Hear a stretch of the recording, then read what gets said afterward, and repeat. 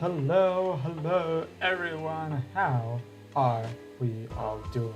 I'm sorry for my sudden appearance in the middle of the countdown. I was doing some things. Let me put you all. Let's put the thing back on the thing. Hi. How's everyone doing? And you're still, why are you cropped differently from the other one?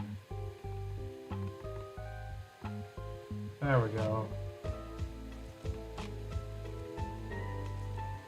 The crop changed on the song title and I wasn't ready for this. I also need to crop further on the left side?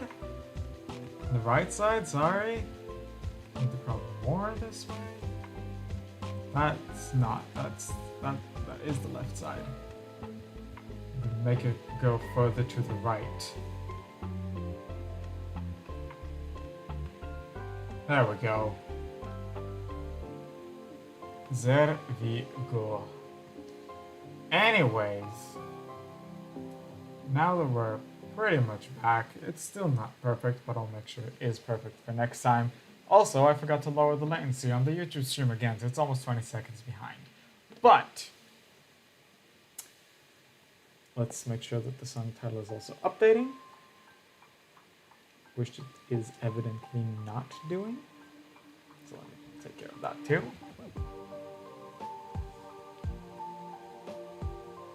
There we go. So my computer's still slow, even though it is now running Windows 11.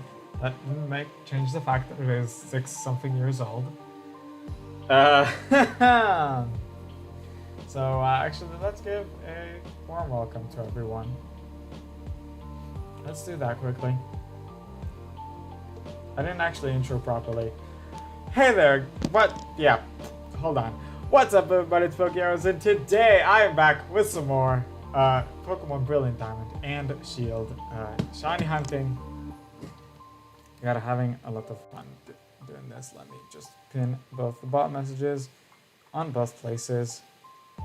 If I can do that, pin message, and if I go down, I can pin message. Boom.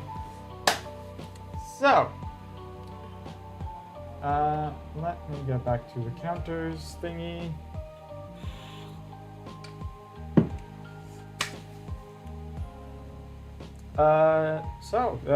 There's not much to say. Let's just go get right into it. Let's get right into these things.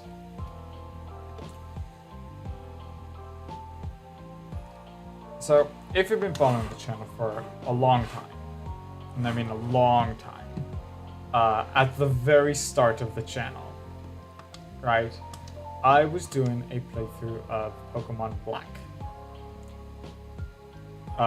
It started in videos, continued in streams, and then one day I came out and said, guys, my save data got corrupted, and I cannot continue the playthrough. And that sucked. I later tried to play, before or later, I tried playing the game by myself, still on an emulator, and I couldn't get myself, for some reason, I can't really get myself to finish games I start in emulators, because there's more things that I'm doing on the devices that they're on. So even if I do go to start the game, I'll run into some other things I want to do. So,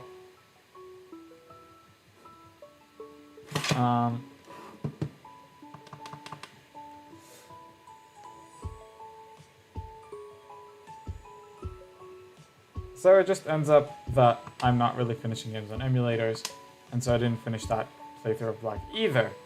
What I did do, eventually, is buy a physical, like real Pokemon Black game card. Just popped it into my 3DS, and I played through it, and it was fun, and I finally finished the playthrough of Black and White. That was before I started the region journey, if you know what I'm talking about.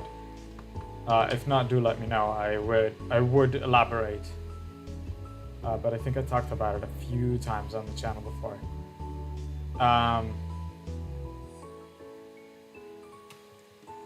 Hello. Hold on. That was an encounter for both of them. I'm Hee Bloons. How are you doing? Let me give you a proper welcome. Let me give you a proper welcome, like I do to anyone who's new here while I'm continuing Arceus. Proper welcome, like I do to anyone who's new here. Welcome to the channel. How are you doing? You would need to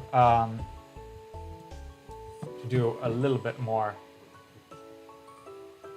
to start the game. But it is fun you're giving it a try. Not a lot of people are, so at least some people are interested in it.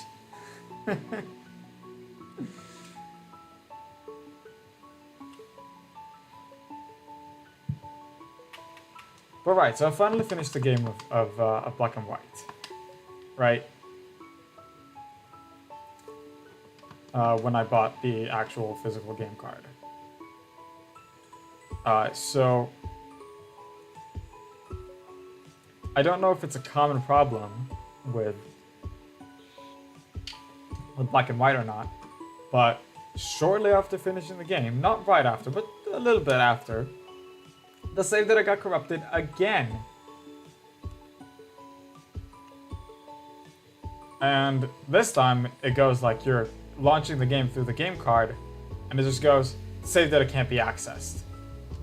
I don't know if it's corruption or whatever, but it just goes, save data can't be accessed, and you can't do anything about it. It won't even get, like, you can't even get past it to wipe the data, even. And for a long time, I just couldn't do anything with that game card, right? But lately, some time ago, I don't remember exactly when, but some time ago, I installed custom firmware on my 3DS, on my main 3DS. It was after it was discontinued for almost a year, I believe. So I was like, okay, let's install custom firmware so I could do some stuff with it. I used it to run a randomizer playthrough of Ultra Sun and Moon that I played on the actual game card that I had, and that was fun to try and do, while still keeping the save of my regular playthrough. It's a thing you can do using, again, the custom firmware. You can get an app for managing save files. But anyways, what I wanted to say about so when it comes to Pokemon Black, what I managed to do lately, like a few days ago, is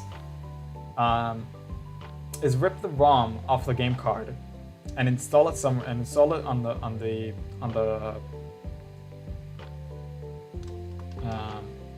both my Ultra Sun and Ultra Moon has a shiny data got corrupted. Ooh.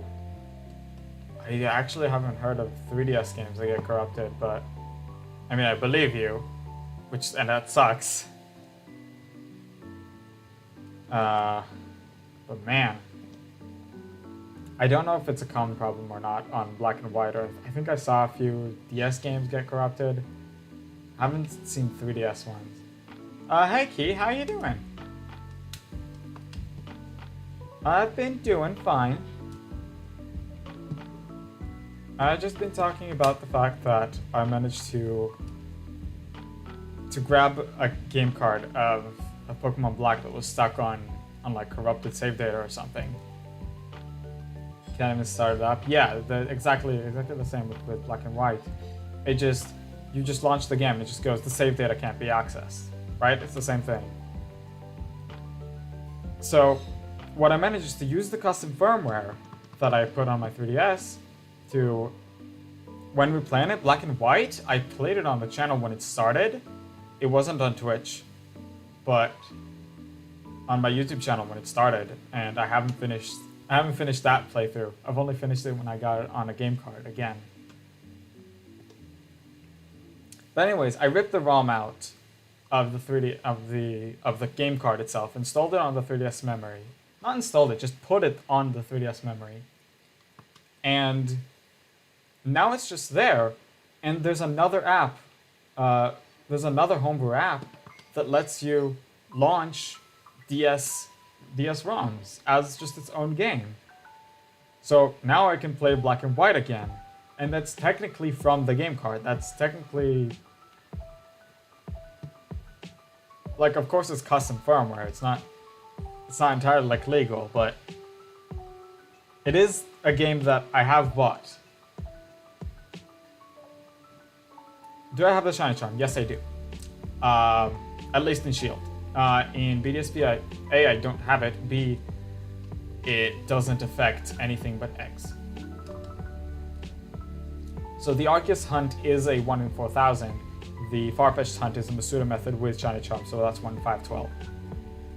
Which I've already passed twice! Yeah, I don't like Masuda method. If you can't tell, I do not like Masuda method.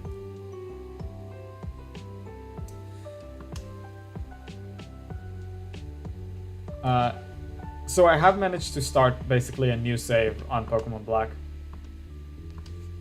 I'm not going to play it right now because there's other games I want to play first, specifically Mario and Luigi Brothership, which you can probably see on the home screen that I'm playing every time I reset BDSP. But so I want to finish Mario and Luigi Brothership first.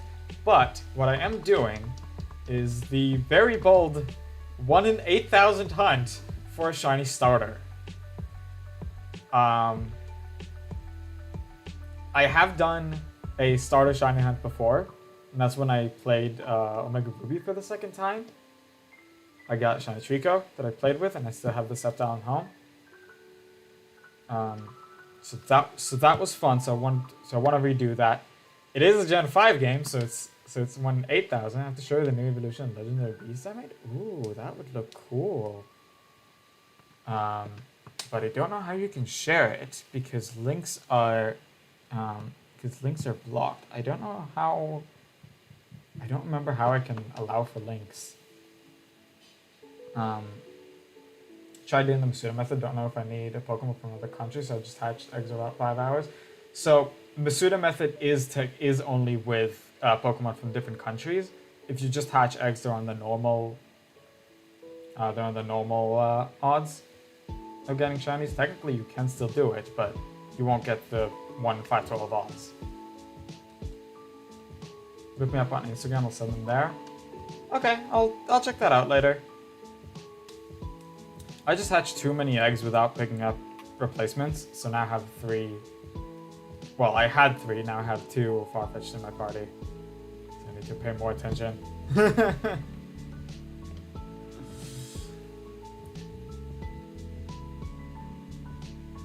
I still don't know who had the idea that... Who came up with the idea of... Yeah, you can get the Shiny Charm, but it only affects eggs. Matter of fact, you can do it on Discord. I'll send you my name since I got bots blocked for messaging me. Don't mind putting the Discord name in chat. Alright, I'll check that out. Check that out later. Not doing stream. I'm a bit busy, but I might send you a friend request later.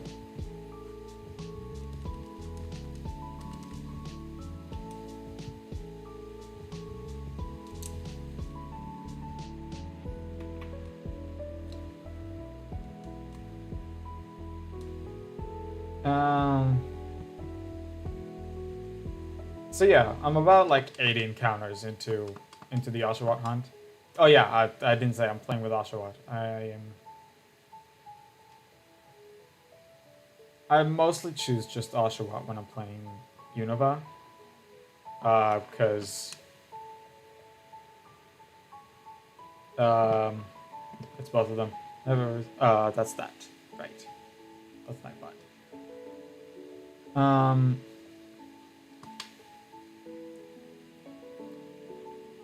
Like, I'm alright with Snivy, and Tepic I really don't like. But Snivy has the worst learn set in Gen 5, and that's really annoying. So I'm mostly just playing with Oshawott. And to be fair, Unova and Samurott is the one starter I'm playing with that I don't have as shiny.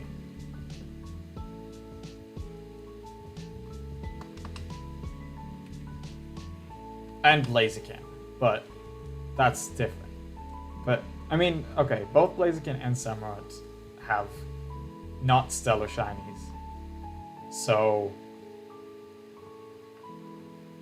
that's mostly the reason why I don't have them, because I just never bothered hunting for them. Otherwise, I would have just done the pseudo method like Ultra Sun Moon or something.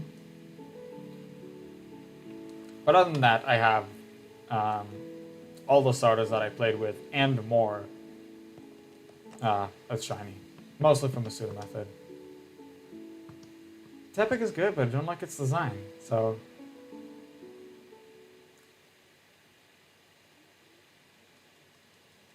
why bother playing with it if you don't like the Pokemon?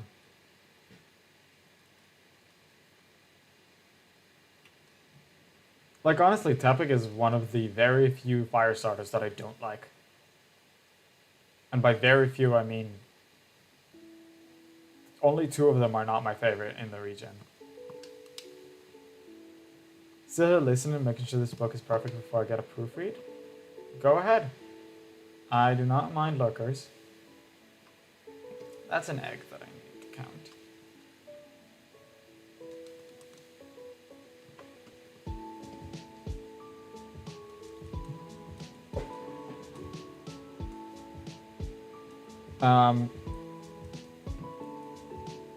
So yeah, Tepic is my least favorite Unova starter, and Fuecoco I like less than Sprigatito. So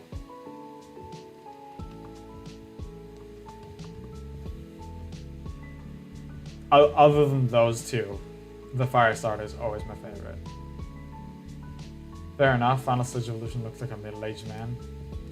Basically, I'm not that bothered about the fact that it's going on 2 legs, like a lot of people are, but I just never connected to it. Don't know why.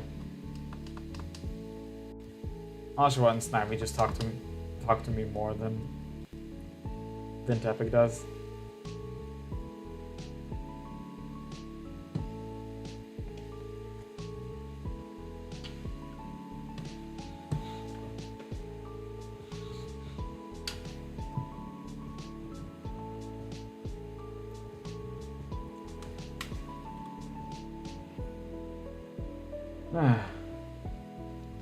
Yep, don't reset yet. You haven't seen the Pokemon yet.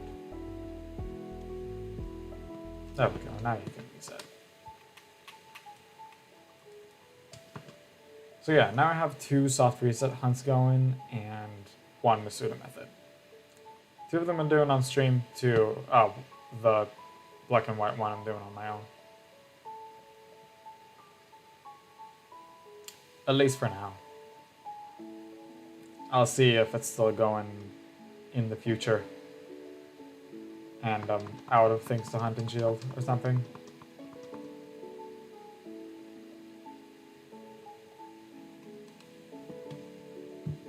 It is a bit of a strange. It will be a bit of a strange situation because I have a capture card 3DS that is separate from my custom firmware 3DS, so I can't actually run the black game on the recording 3DS. So even if I'll do it on stream, it will also be just handheld and not actually on stream. But that's also part of why I'm not doing it on stream. Like, of course, I am still doing a game that you can't see, but But,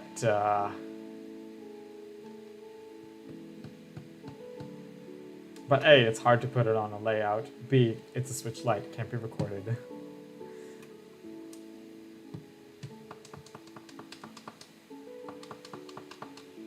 I'm surprised the Arceus hunt is actually a little faster than the Farfetch'd one today. Don't know why. Fun fact, from Gen 3 to Gen 8, all the final stage fire types are furry. If by furry I mean biped, then sure, yeah, but...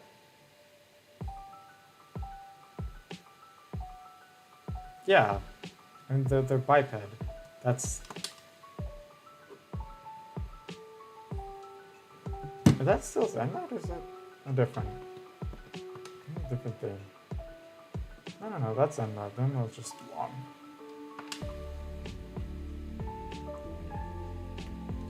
And we got 2 eggs hatching at the same time. Woo!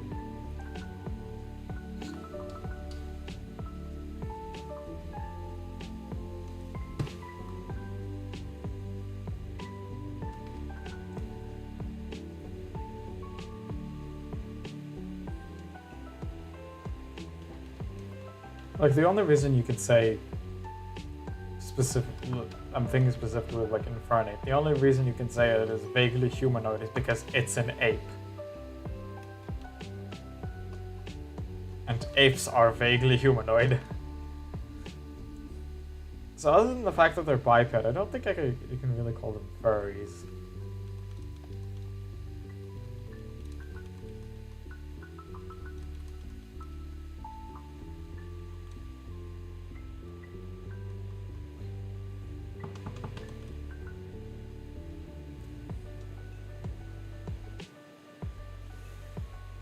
Alright. So that, we got another egg hatching.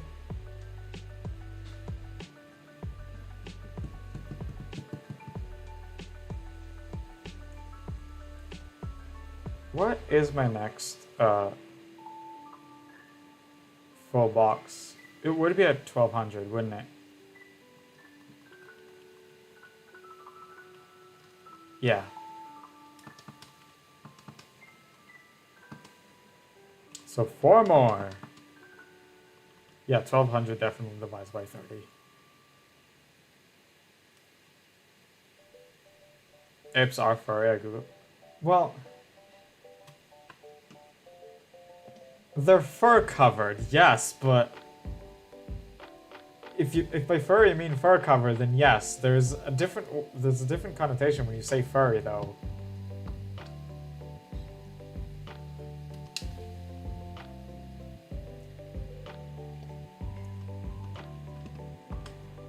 Most people think of something else when talking about furry.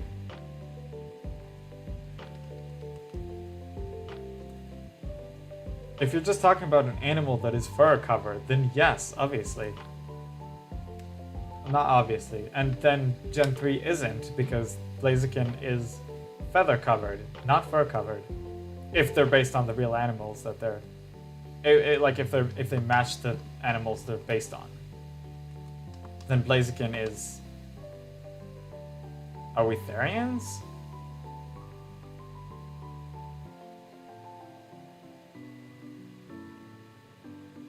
I don't know.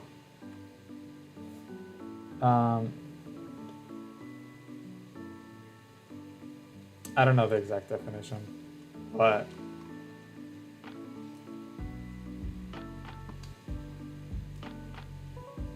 yeah, if we're saying that the cover of a Pokemon matches its like base animal or real life animal, then Blaziken would be feather covered, not fur. It's a chicken. Infernape, yeah. Emboar, yeah. Delphox, yeah. Incineroar, yes. And name? Cinderace. Cinderace, yeah. Fur covered. And no for the others, yeah. No, Typhlosion would also be fur covered. A badger is a furred animal.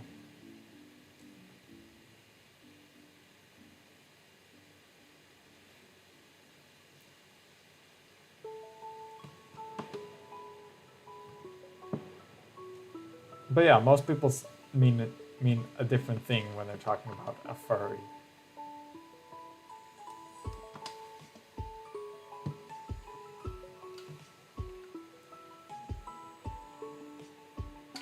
I'm not gonna go into it, but I'm just gonna leave it at that.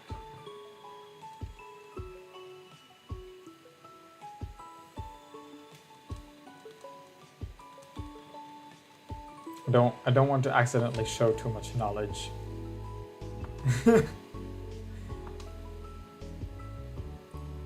I'm curious, okay? I'm not a part of it.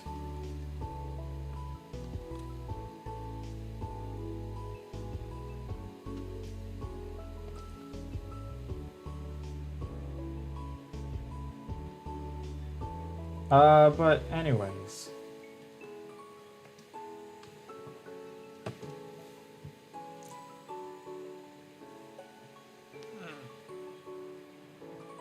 Okay.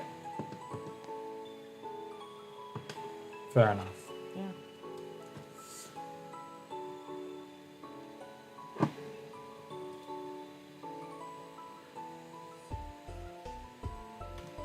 Ah, they did spawn together. Hatch together again. Now I'm gonna wait until I'll be able to replace them both, and then I'll check the box that would be filled as soon as I replace these Farfetch'd in my party. The new eggs. If I'll be able to get new eggs, there we go.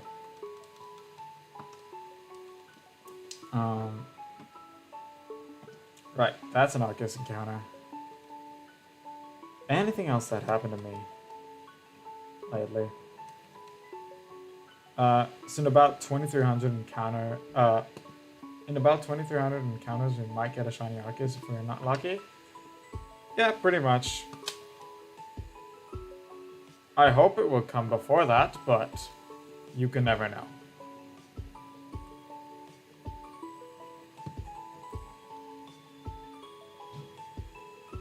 There was a soft reset hunt that I've done on this channel and only on stream, so it was like once every week or every other week, depending on just when that happened. And that took me a total of 2.5 years to get. With like 8,000 something encounters. I think. I need to check it again.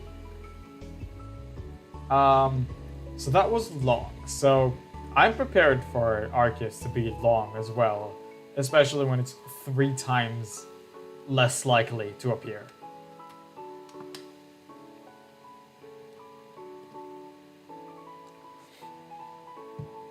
I still need to check the box, but I did pick up the second egg.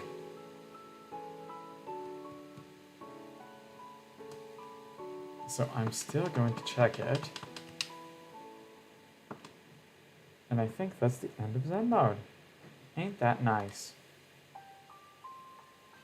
No? Still have 10 more? Do I not have... Oh!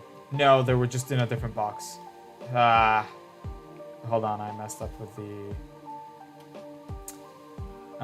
the boxes. Hold on, I'm stupid.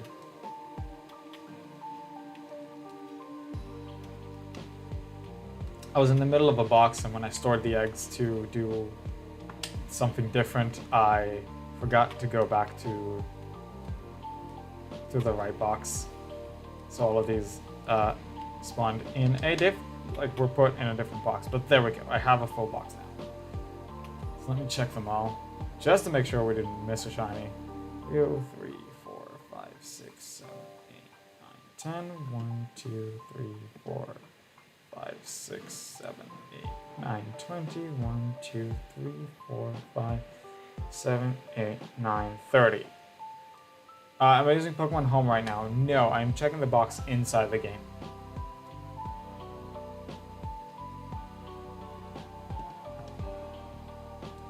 But like, you mean generally or right now? Because that's also a difference. In general, yes, I do have Pokemon Home. I have all my shinies in there.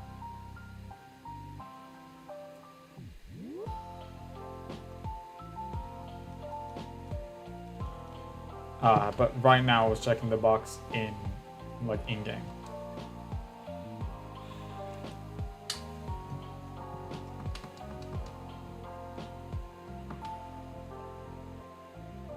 So like I had to check them one by one.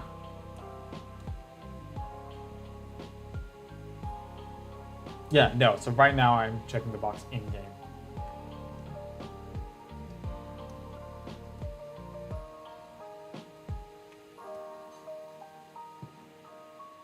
Where are we time-wise? It's 4 p.m. right now. We'll see about getting an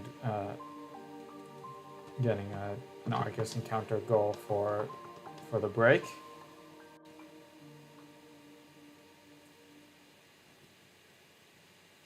Usually take pretty regular breaks on my streams, about 45 minutes. Like about every 45 minutes, I take a break.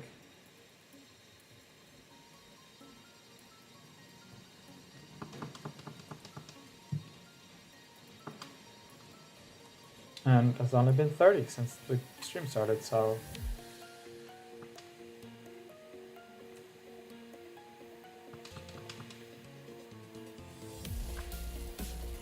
So we're not going to think about it yet.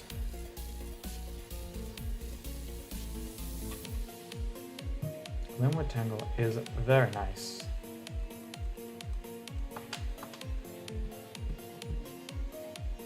And also Glitch's songs are very nice.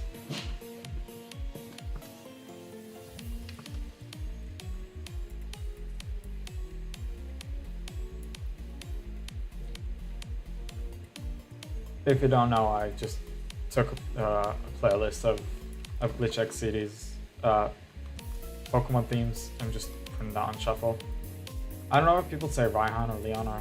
It's hard if you literally have alternatives for Leon. And A, not all people use it. B, it's a pretty varied team. I'm not a person that struggled with the fight because honestly Pokemon fights get a little easier as we get older. You know, with 24, not really finding Pokemon games difficult. I find them fun. I'll sometimes be challenged because I don't have like a competitive mindset and an understanding, but like actually difficult, not really.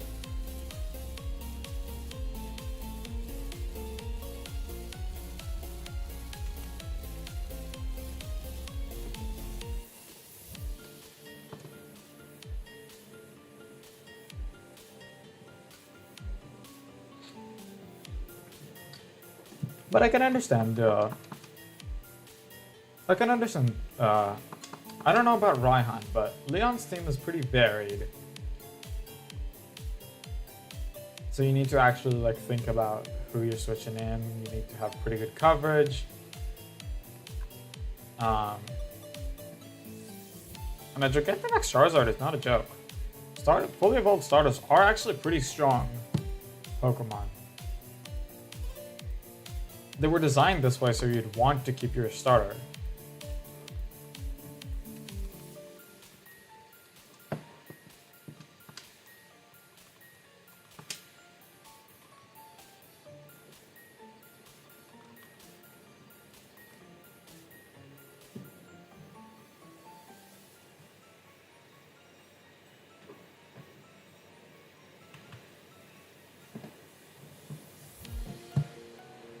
And G-Max Wildfire is... Actually, I don't know how powerful it is, but... It's definitely not fun if you're not prepared for it. Because it doesn't fully trap you, I don't think, but... but the residual damage can take a toll.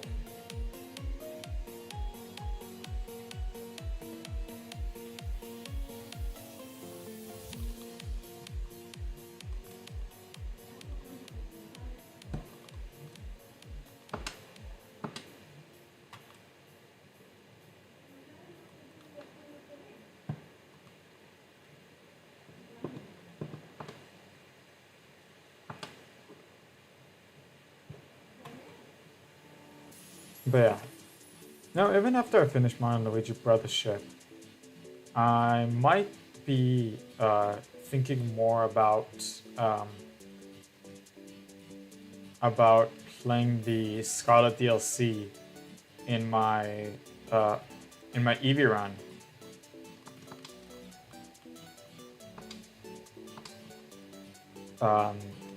Rather than Black and White. It would depend on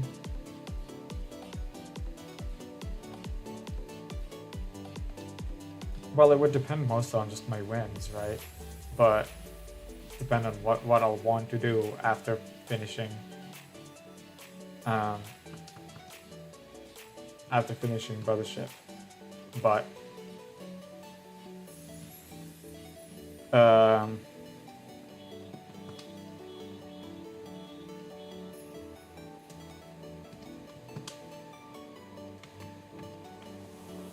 I was thinking also about if I'm going to get a job or not, because with zero income, you slowly lose money. And I'm not just talking inflation, I'm talking about just, general expenses. And so I'm trying to limit my I got Ponyta after only 515 encounters. Yes, that was one of my quickest. Well, I say one of my quickest Masuda method hunts. It still counts as over odds. And I had like 40% of my Masuda method hunts were actually under odds, so they were faster than that. But yeah, that was very fun. I got it in 5:15. That was also Masuda method because hell if I'm going to be playing not playing shiny hunting wild Pokemon in Sword and Shield. And they're not available anywhere else, are they? Can I scooch the camera slightly downwards? No, now I look as if I'm just scraping the top of the camera. There's a little better. There we go. Center myself slightly. No, don't replace my Town Flame. I replaced my Town Flame. I gotta fix that. There we go. Easy fix.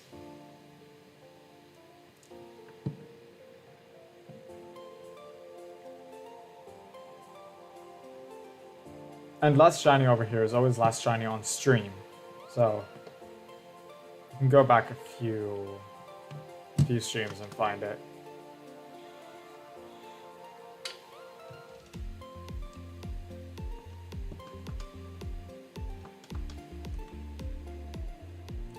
I would also at some point want to play Black and White 2. That's still a game I haven't played start to finish.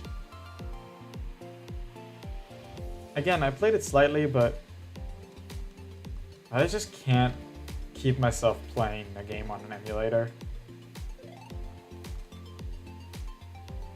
Because it's a device that I always have other things to do on.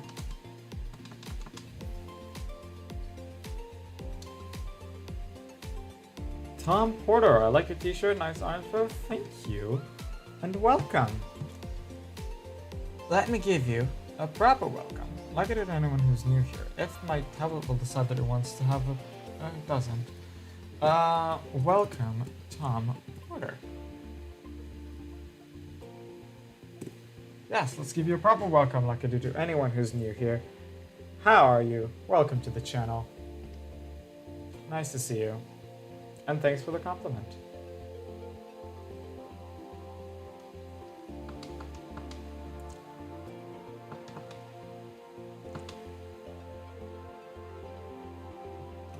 Do I have an egg? Or like a farfish that needs to be replaced? No. I meant, do I need to pick up an egg? That was the question. Now I have a farfish in my party.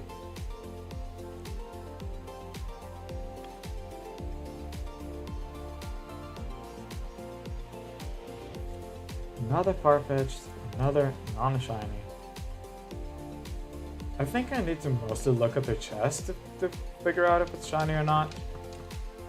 But I am just generally just trying to pay attention if they sparkle. And I double check my boxes for a reason. I think we're gonna do 2 more Arceus encounters, including this one, and then I'll go take a break. I am running out of water almost.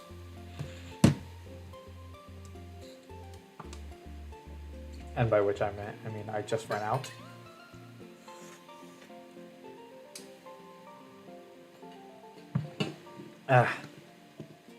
Right, that would already show up as shiny.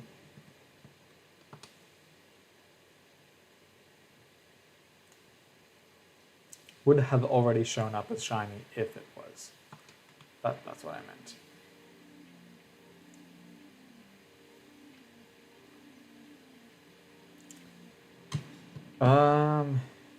Right. So 1 more Arceus encounter.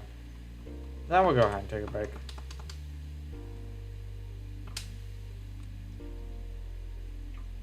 Alright, let's grab this egg.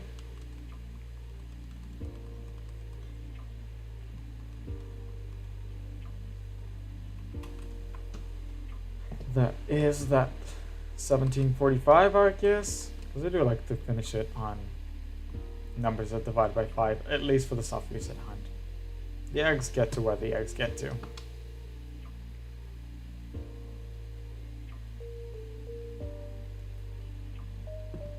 And that's not shiny. So we'll just hit save here on shield. Make sure we're actually on the right box now. It would go into the right box, but just make sure that we're on it. Yes, we are. So yes, like I said, I'm just gonna take a little bit of a break, go to the bathroom, and to fill my water bottle as I usually do, and I will be right back.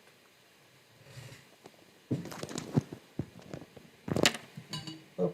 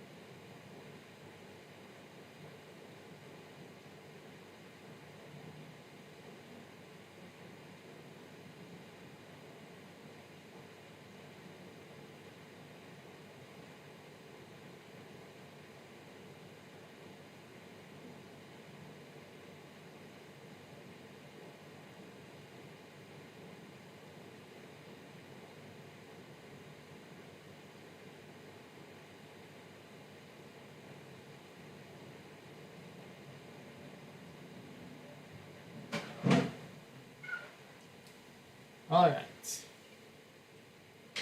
Did I miss any chat? No, I did not, actually. That happens often, actually, but I thought I might have. I thought there's a chance that that is not what I meant to click there. I meant to. There we go. I meant to start the game, not to reset it back to the home menu. Right. 12-12 on Farfetch is pretty fun. But there it goes to 12-13.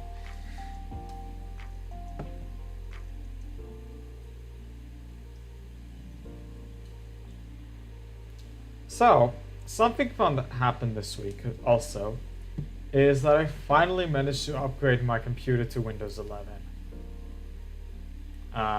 I know that some people are very much against it because like all the AI stuff. I thought I might just be able to turn them off somehow. I guess I'm just not as bothered by them as other people. I am very much against generative AI, but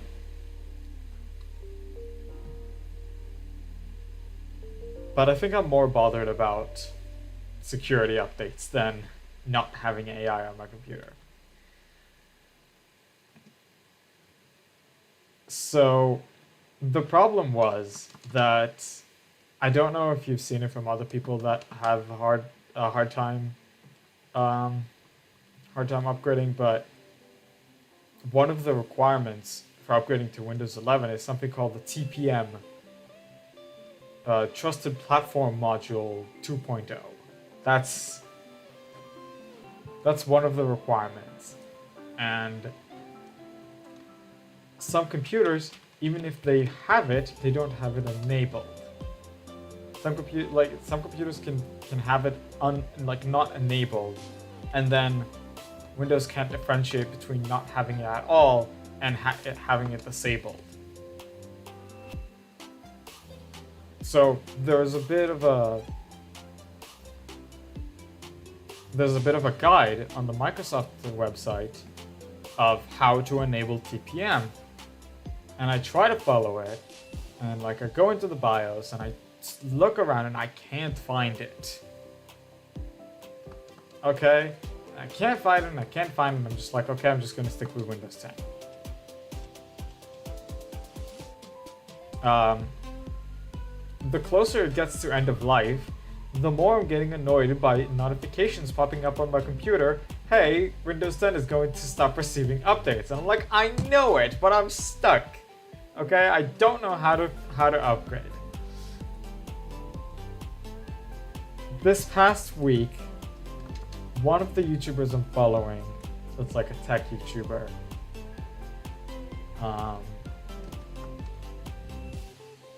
posts a video of basically an upgrade guide to Windows 11. And most of the stuff that he's showing of new features and stuff are stuff that I actually kind of want to use. So native support of RAR and 7-zip files, tabs in both Notepad and the File Explorer, all the good stuff I really want to use. There's also a program called PowerToys with some cool tools, and some of them are locked behind Windows 11. They only work on Windows 11. So I want to upgrade, right? But then he shows in the middle, at some point in the video, he talks about that same TPM thing that might just need to be enabled in order to upgrade. And he showed that in that blog post of Microsoft that has the thing to enable, there are links to a similar guide on specific manufacturer websites and not Microsoft. one of them were Dell, that is the manufacturer of my laptop. So I go check out the Dell guide, and I start following it, and I'm finding myself on a different BIOS page from the one that I saw before.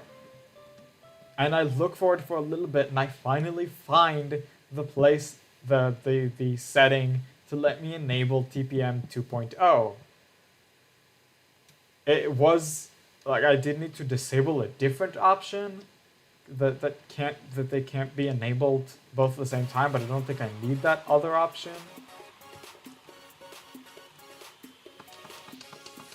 And after a little bit of messing up with it, I was finally able to upgrade to Windows 11. Not that it helps my computer speed, because it's still a 6+ year old computer.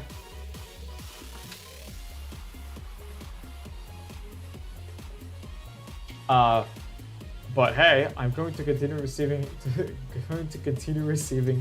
security updates beyond this October, which is important. If you guys didn't know, software updates come with security updates as well. They're important. If you guys aren't installing software updates, do it. There's security updates in there. If you're not doing it, you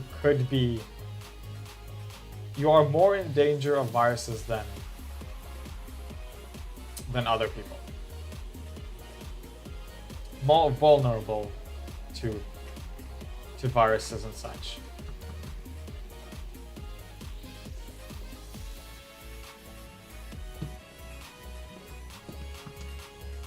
It is mostly just viruses.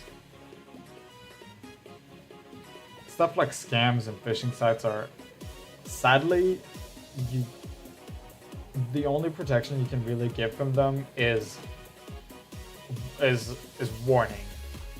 You can warn about suspicious looking sites, but as soon as you enter them, if you give them the details, there's all the software security in the world can't prevent you from doing that.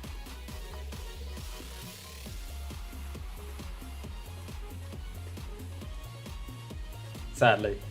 But viruses and malware and stuff like that.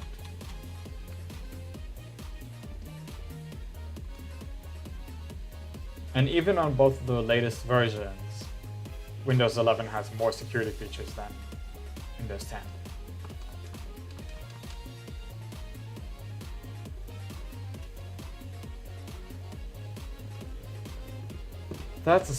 That's still a white Arceus. And let's see about our friend Farfetch'd. Nope. That is also still white. I am noticing a bit on the sprite over here. I think... No, I can't say that. That on the non-shiny, the leak and the chest are the same color. They're not.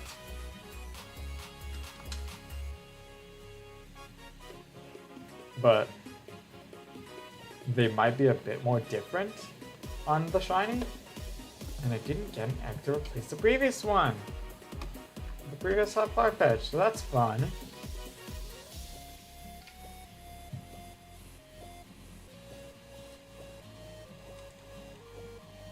Anyway, so with all the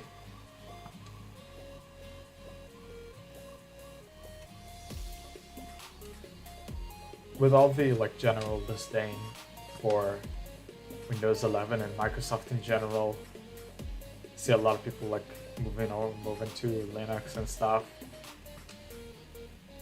I'm gonna still probably stay on Windows.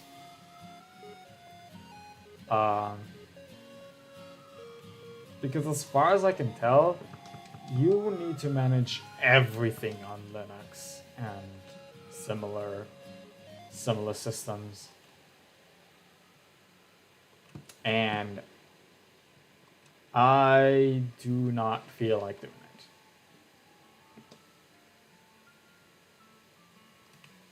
I'd much rather have the ease of use. Sorry. That definitely got the essence. The Seasons is wrong.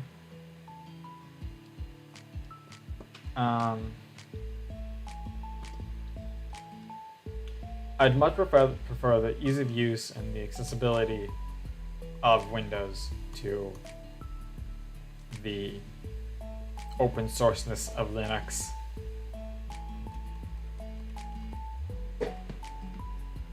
Plus, you know how, program compatibility goes.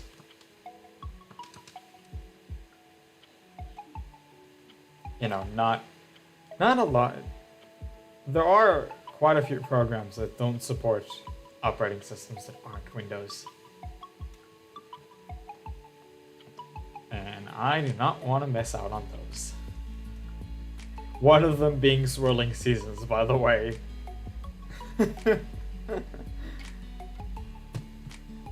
If you know what I'm talking about, then.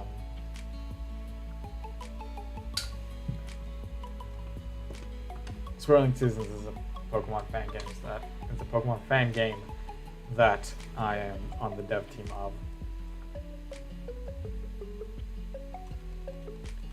So I kind of need Windows to even work on it.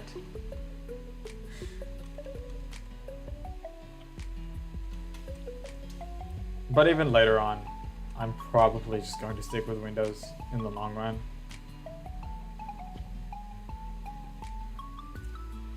It's also about just how used to Windows I am. You know? Switching operating system is not easy. That's why all my smartphones were always Android.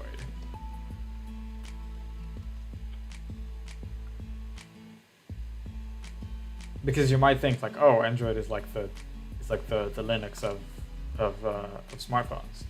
It's like that's the open source one compared to the like proprietary, big company, greedy iOS. But Android is still easy to use.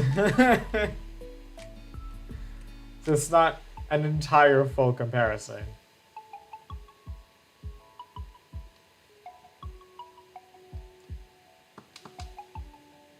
Android is still easy to use.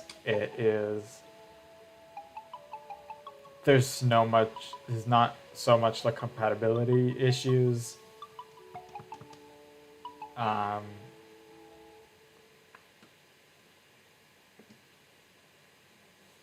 that's pretty much it. It doesn't have the compatibility issues and ease of use issues that Linux has. And that's honestly what mostly bothers me. What I mostly care about.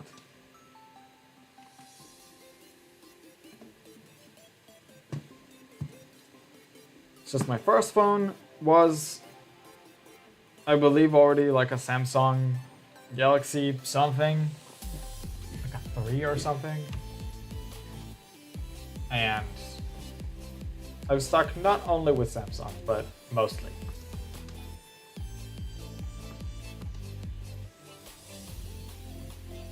I had some Galaxies that weren't Galaxy S's, so not the main series. But I think I also had, I don't remember, I'm actually not sure. I may have had a smartphone that wasn't Samsung at some point. I don't entirely remember all my phones. I just remember I had the odd like J or A that aren't the S.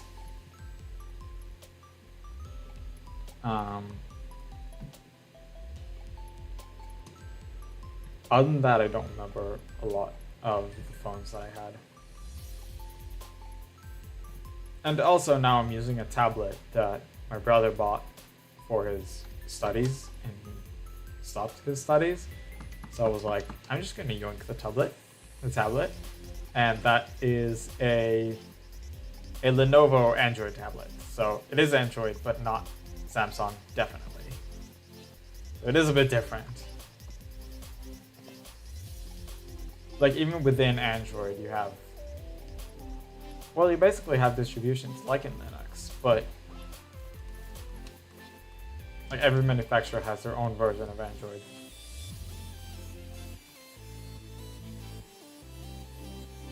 So I do have at least a tablet that's a different Android version from, that's like a different manufacturer than my usual phones.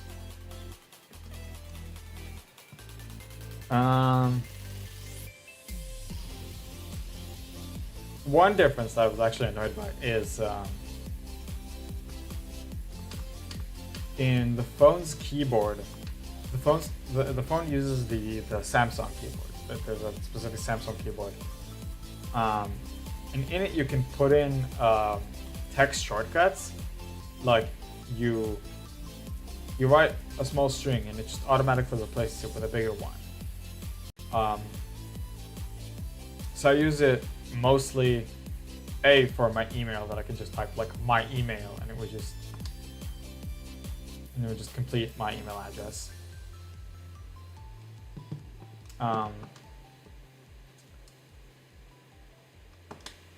So that's a fun feature. Now on the tablet, it doesn't have a manufacturer keyboard, so I just use Google's, like Gboard, right? And they have what's called the personal dictionary, which can do those same text shortcuts, but it doesn't automatically replace them. That means you type in the shortcut, you hit space or some punctuation, and you stay with the thing. You need to manually, like, it would put it in the suggestions bar, but it won't automatically replace it. You need to replace it by yourself. So that's a small annoyance that I have with the tablet. Other than that, it's very nice, and I keep pointing this way because the tablet is physically here and I'm using it to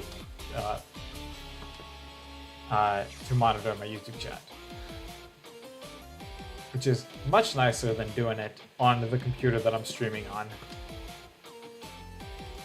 which is what I would have done until now. Like, if you also saw that I was like doing stuff here when I was welcoming people, because I just literally type in on the tablet the welcome message. Because I got a physical keyboard that goes with the tablet, which is fun.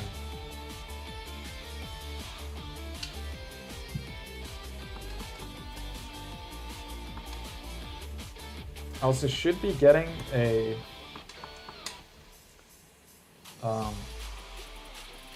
stylus pen, which it had, but either it broke or the charging point on the tablet is messed up. One of them is messed up and the pen just won't connect to the tablet anymore and won't charge either. Like, it charges on the tablet wirelessly. I don't know why music sounds really loud. Just turn it down. I think that's only on my end. Yeah, I'm definitely. My voice is definitely over some of the music. So yeah, something happened. It looks to be the pen because it was like cracked when I brought it in to a lab, and I didn't notice it was cracked. So a new pen should be arriving soon to see if it's the pen or the tablet that messed up.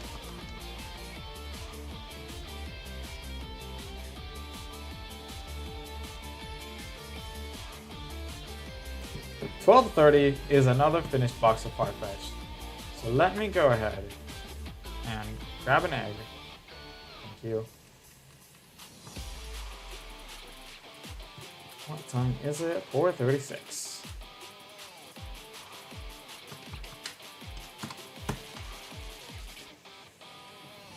And we should have another full box of Farfetch'd. Yes. 1, 2, 3, 4, 5, 6, 7, 8, 9, 10. 1, 2, 3, 4, 5, 6, 7, 8, 9, 20. 1, 2, 3, 4, 5, 6, 7, 8, 9, 30. 35 fetched. No shinies. You can save. Because saving is always nice.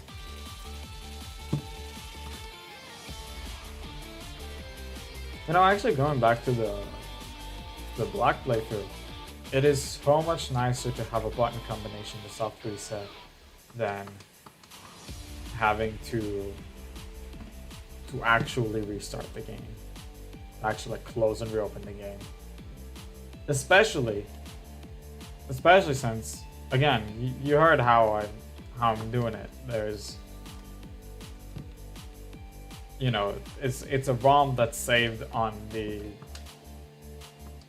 It's a ROM that's just saved in the file on the 3DS SSD card.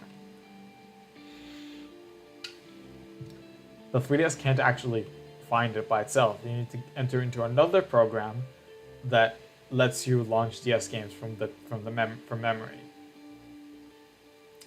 And so when I close the game, it goes back to the 3DS home menu and not back to like the DS launcher.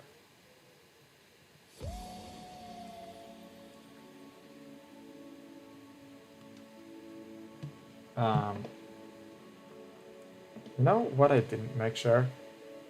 That the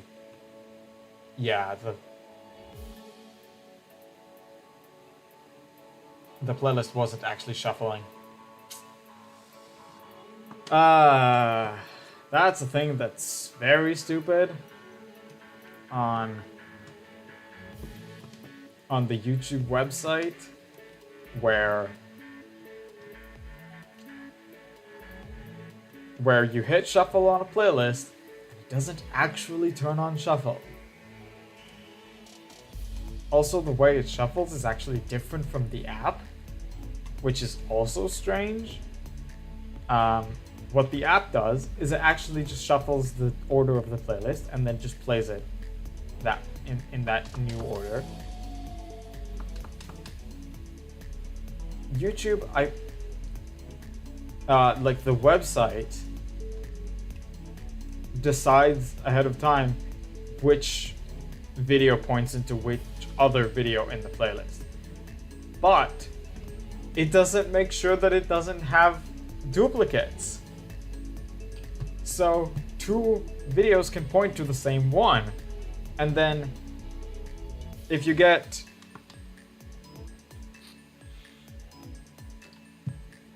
you can sometimes get a song or a video that points to a video that you already played before, and you enter an actual loop. The YouTube website can actually enter loops. And I've seen it multiple times. I've once gotten to a point, I like actually managed to get, at some point, 2 videos that would point at one another and literally have a 2 video loop on a shuffled playlist. That's actually like insane. And I don't know why it's different between the website and the app. Like obviously they're different code bases, right? They just use the same like database of videos, but obviously the code itself is different. But the way that you shuffle a playlist can be copied from one code to the other.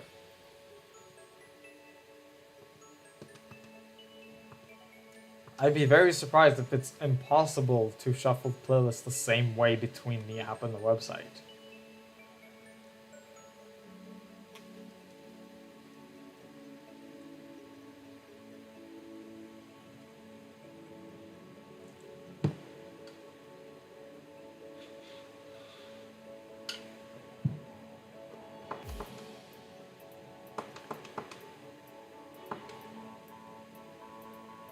So yeah, both the fact that shuffle doesn't activate immediately and you have to, like, I only really hit shuffle from the playlist when I start playing it, because it plays a random one to begin with. But then you have to click the shuffle button, which turns it off because it's on visually.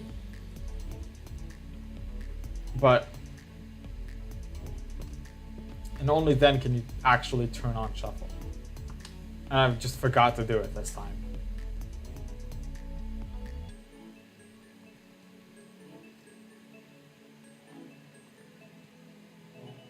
Mostly because I was in a bit of a hurry to start the stream. I was not entirely prepared on time. Especially with the fact that Windows 11 changed a bit of my, like,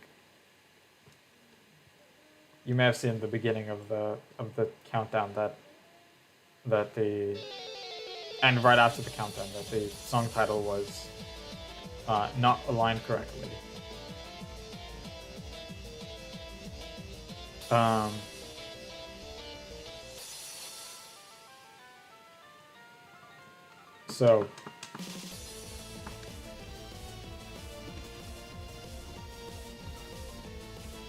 So yeah, the new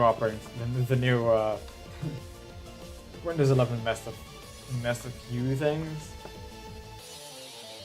and also OBS wasn't picking up my microphone for some reason. I just had to set it to the specific microphone instead of the default. So that was a thing I needed to do,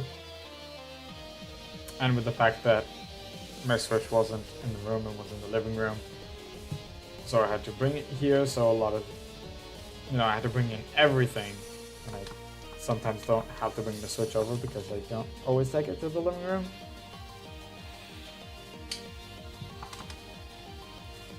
But anyways, I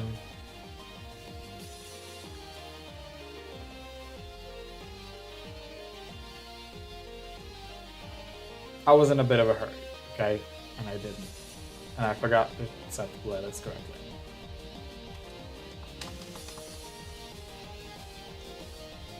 Also talking about, like, different placement. No, don't grab any Pokemon from the daycare. Another alignment issue that happened to me was that I have a script that I run before every stream to prepare everything on the computer. So that's switching to the correct account on YouTube, setting up the stream, hitting like reuse settings on the stream. So I just need to change like the title and the time that it starts in, and also like opens OBS and restream and closes all the other windows. So it's a script that runs, right? But it's a script that, because like loading times and internet isn't always consistent, I'm waiting for a specific element every, like, when I'm like switching account and like going and like the stream stuff on the browser. I'm always waiting for specific elements in specific places. So alignment issues happen and my script was stuck.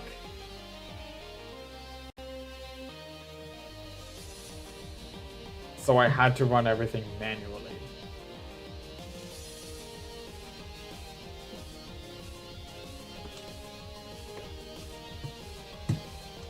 I had to do all that stuff manually.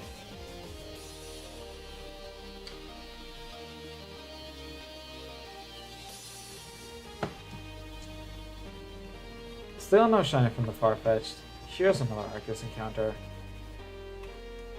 And I picked up an extra egg, so that I can do from here. Yeah, 12:37 makes sense. What time is it? There's still some time before the break. Next break is about at 5 p.m.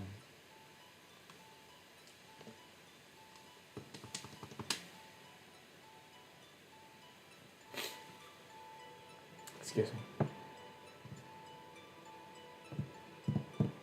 Probably gonna blow my nose next time I take a break. There, now we're getting more varied songs. So that is very nice.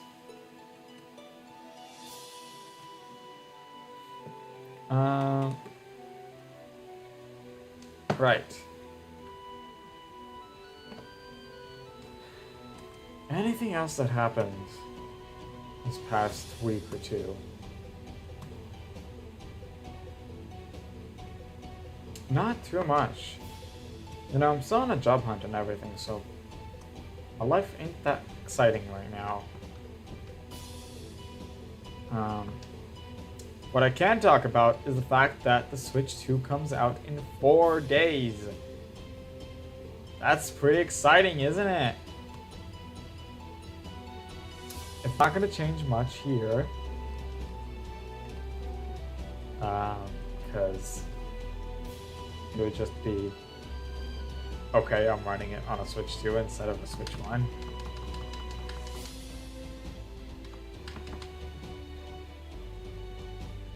It's not that exciting. It might look slightly better on on stream, but other than that, it's not going to change much. On Airobros, the other hand, the place I'm streaming, on the off weeks of not streaming here, I am going to be playing Mario Kart World on, like, next week.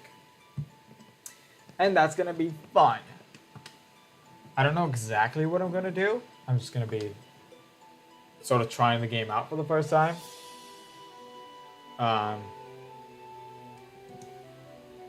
It might not be the first time, because I might play it some on Thursday. But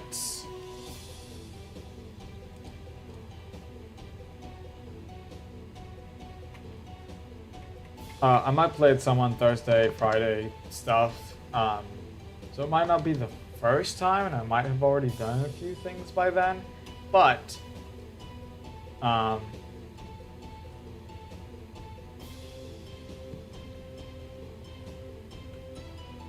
then again, I might play a bit more Welcome Tour than Mario Kart. I don't know how much I'm gonna... Like, I'm going to be getting Welcome Tour. At least I'm gonna do my best to buy it from the...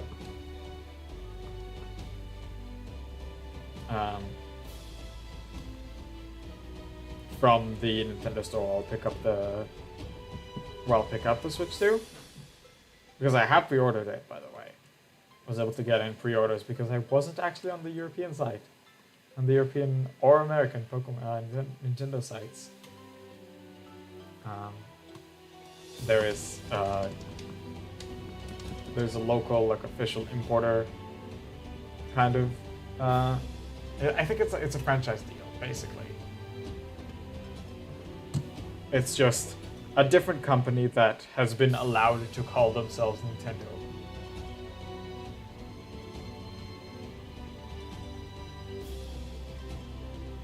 And they're getting everything on release day, which is very fun because until then you had to go with private importers that would take a few days to get games after they first come out. So our games would always arrive about a week after they were released, even if we pre-ordered them. But then they were like, hey, this company is now Nintendo of Israel, and... Oh, fuck. I'll be right back.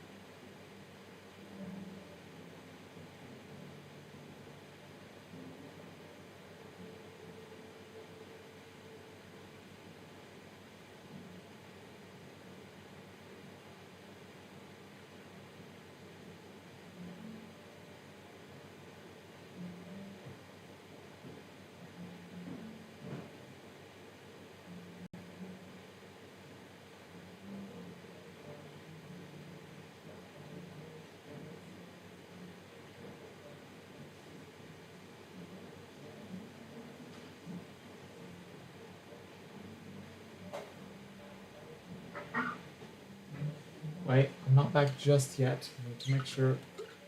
Yeah, I don't have water. I'll back in a second, okay?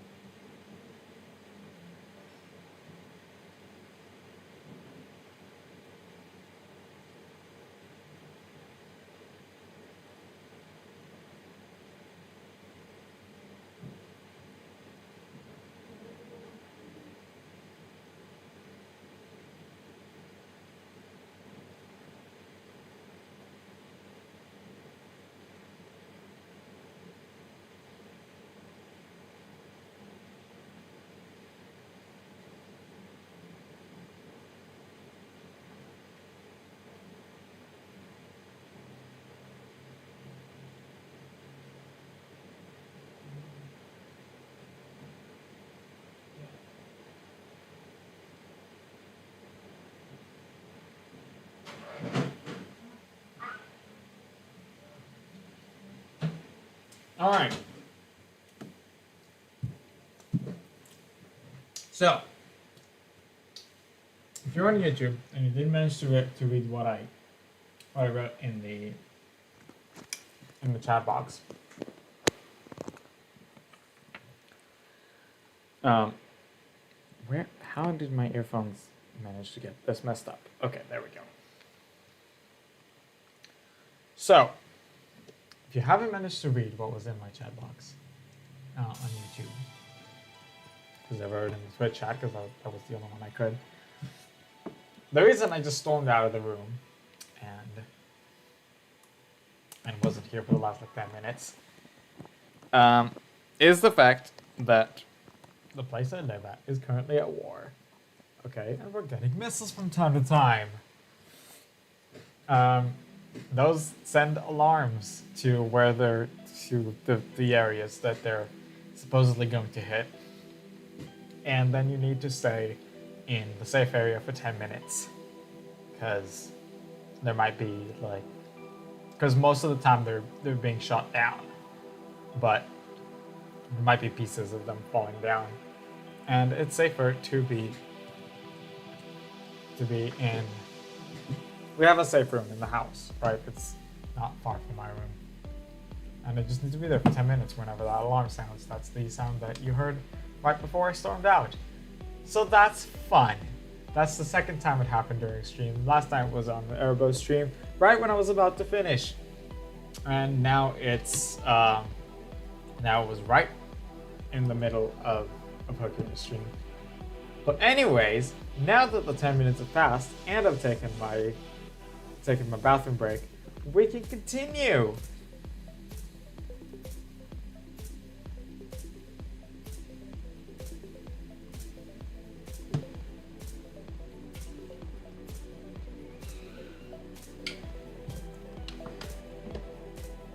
No, that doesn't need to be. It doesn't need to be implemented. That's till 1777.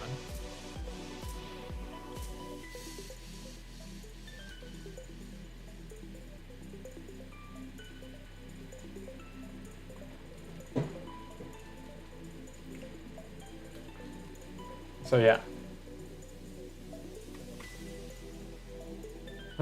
I don't like talking about the war and stuff and politics on stream because A, I'm not interested, and B, I just don't want to make it a part of the channel.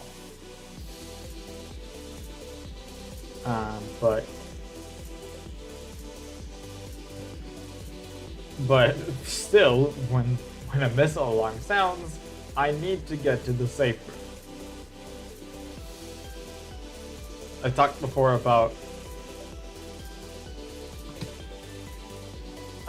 computer safety. I'm also listening to real life safety rules, and these are actual rules this time. Because computer security is not. There's no like governs it. There's no.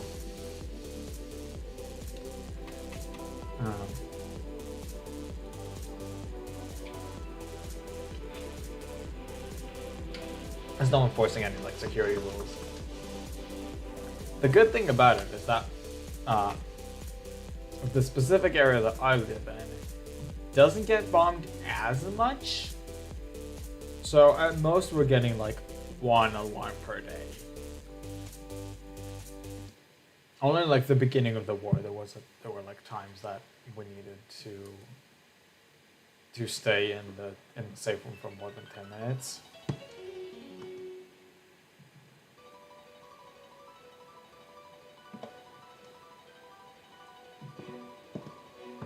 Like the day the war started, it started with multiple alarms at like 8:30 in the morning.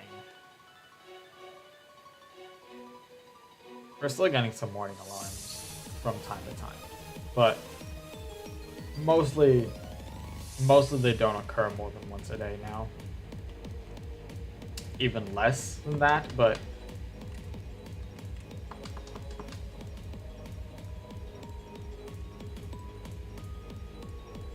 definitely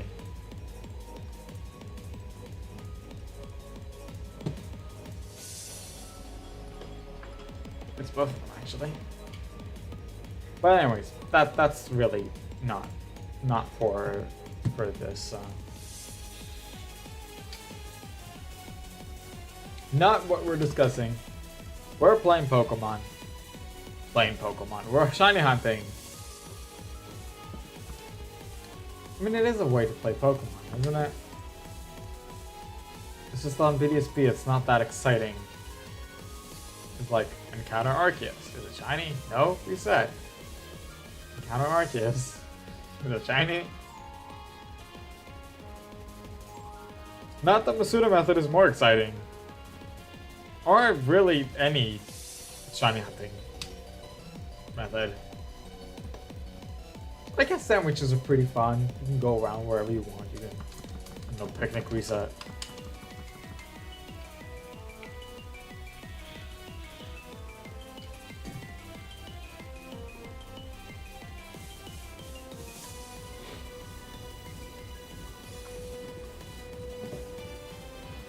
Also, my god, is it easy to get shinies using sandwiches. Violet very quickly became the game I have the most shinies in. And it has currently, and I don't know how much it's going to change honestly, it has more than 200 shinies. I have more than 200 shinies from Pokemon Violet, and it's insane. And I'm going to be shiny hunting on Scarlet at some point. At some point after playing the DLC there. Because some of the stuff are DLC Pokemon. But only version exclusives, right? It's not going to be as much as Violet because all the Pokemon that I want to hunt that appear in both games, I have already gotten Violet. So it's just like the version exclusives that are only on Scarlet.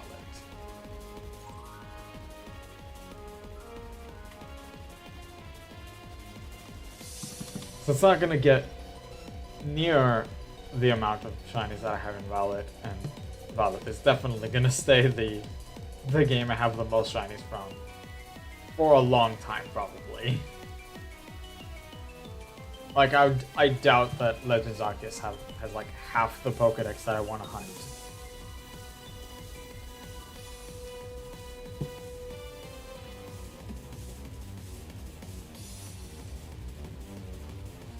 or Gen 10, depending on like how many Pokemon are in there.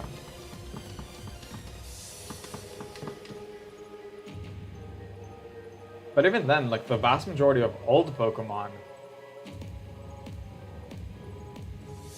that I wanted to hunt, of like existing Pokemon that I want to hunt,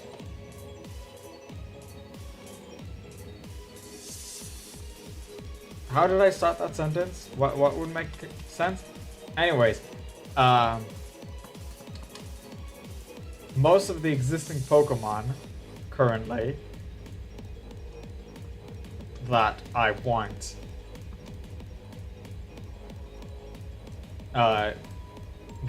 shiny, I already have. Right? There's only a small list of existing Pokemon. I mean, there's a bunch of legendaries that I'm still trying to get from like Dynamax Adventures and stuff. But so there's a few that I'm going to be hunting in Scarlet. And that is mostly like two older Pokemon, and the rest are just like Paradox Pokemon. And then it's a pretty long list, but there's just a list I have here of old Pokemon that I currently can't hunt anywhere, or that have no method for hunting other than like Masuda method. Who wants that? That did include the Galar fossils, which I would have hunted in the Masuda method, because who knows when they're going to be available again. But guess what? They're undiscovered. They're in the undiscovered egg group. So I can't Masuda method hunt them. It's impossible. So either I'm going to do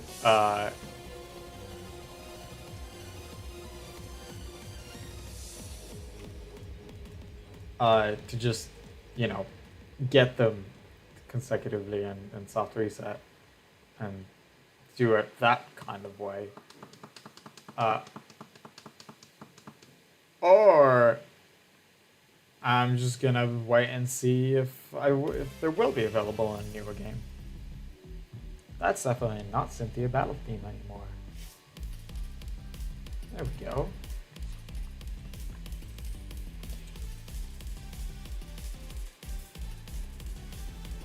So yeah, I don't know what to do about the Galar fossils. It would just depend on what happens in the future. Would I finish all my other hunts at some point? Or at least the ones that I'm doing on stream and have the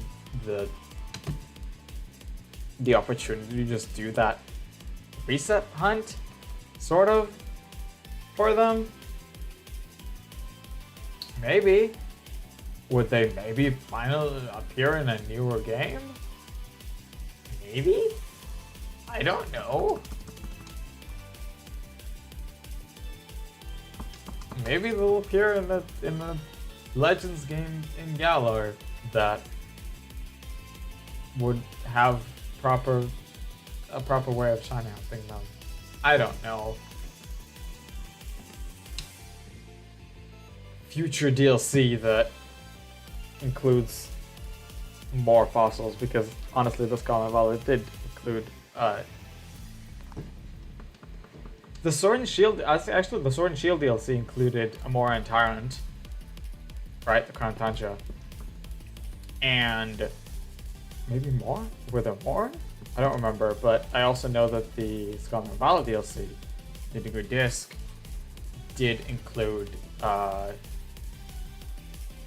Cranidos and Shieldon. So maybe in a future DLC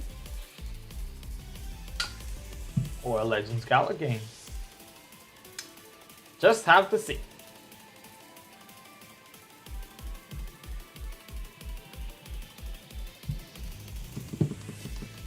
Just have to wait and see. Like, I'll first be finishing all of these,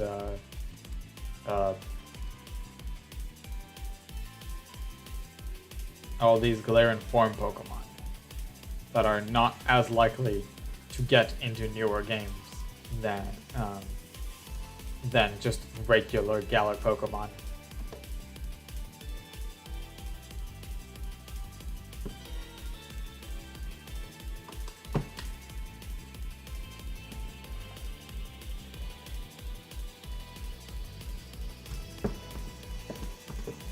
You know, regular Galar Pokemon, it would make a lot of sense if they just appear in newer games where I'd be able to shiny hunt them. I think I have a couple Gen 8 Pokemon from Scarlet and Violet. Well, again, Violet specifically. I mean, I can even check. I have it all in the spreadsheet. Let's see. Since it's sorted by national index number, won't be hard to just get to the Gen 8 area. There, the entire Applin line. Right? Sandaconda that I didn't actually want to hunt, I just got it. Cramorant, Poltegeist, Hatterene, Grimmsnarl. All the old creamy sweets, Failings, Ice-Cube, Indeedee, Morpeko. A ton of Gen 8 Pokemon that I just could not hunt in Sword and Shield because Sword and Shield hunting sucks.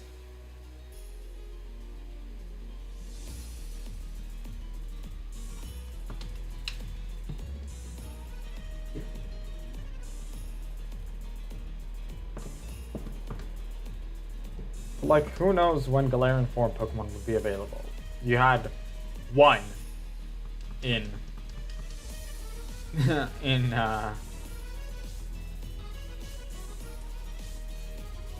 in the Indigo Disc in Blueberry Academy, and I got that one.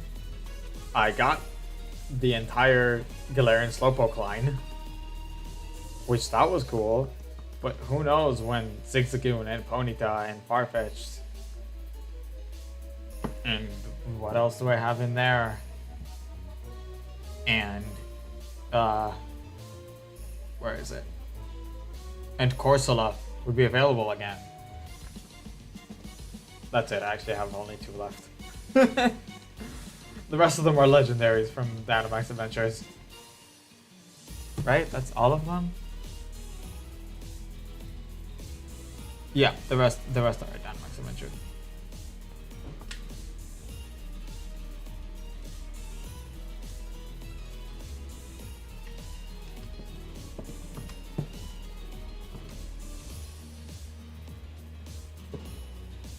Another slight annoyance that I have with my tablet actually is the sticky notes that, you know, I have my my shiny wishlist on that. I just showed you that. That was sticky notes. Now on the computer, they're just a program called Sticky Notes. It's from Microsoft. It's actually, I believe, just built into Windows. I don't remember having to download anything.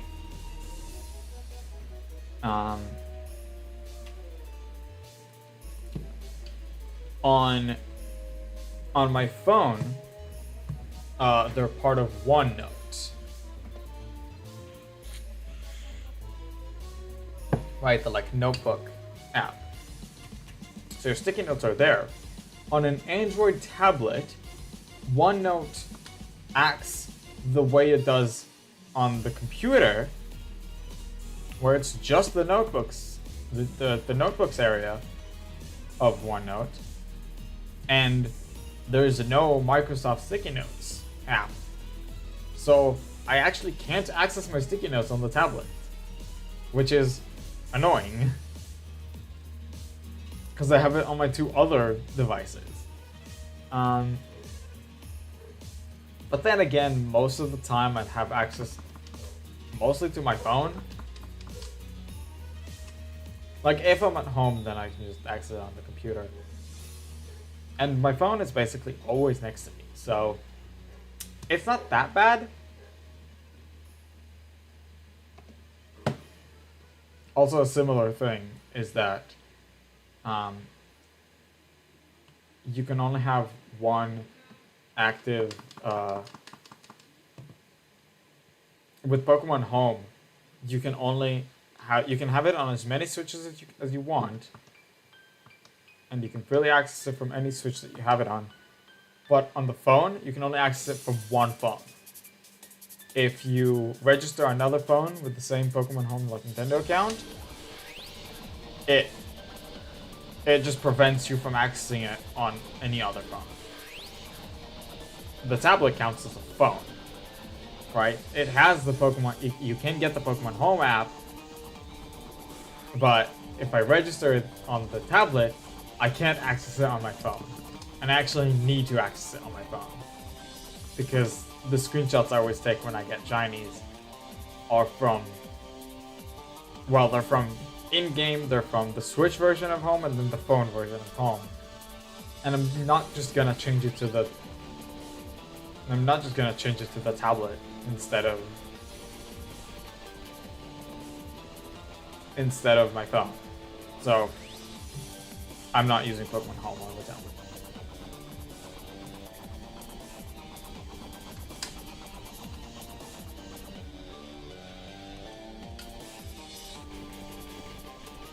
Basically, Pokemon Home is a choice between the phone and the tablet, and sticky notes is just physically impossible on a tablet, which is a bit annoying.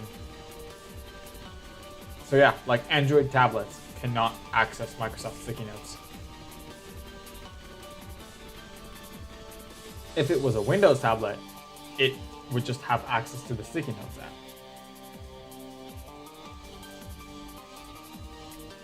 Again, I believe it's built into Windows. And honestly, the only real reason I even use it is the fact that it's available on both the computer and the phone. Otherwise, I probably just keep it in like text files on my computer. It's not much different. Notepad. There's no. In Notepad, you have like no.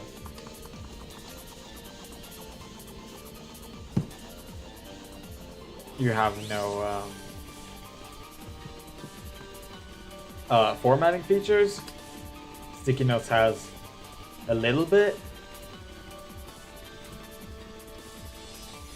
Like it's not like entirely rich text, but you can like. But like you have the bold, the underline, the italic, the usual stuff. The bullet list. You saw my thing was on a bullet list.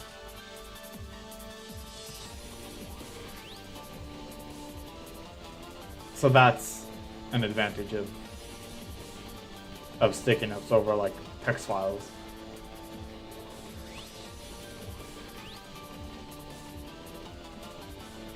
Like plain text files versus a slightly more hefty, like you could call it a word processing program, but I don't think it really counts as a word processing program.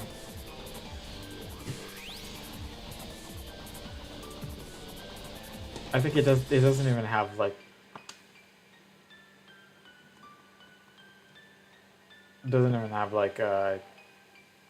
spell checking.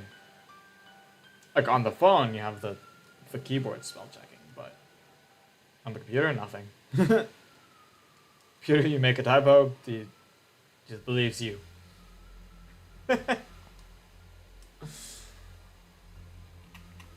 So it's not an entire like word processing program, but it's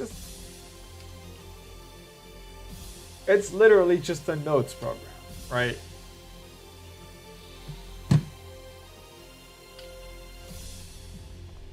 Oh, and the fact that in the new version you can actually stick them.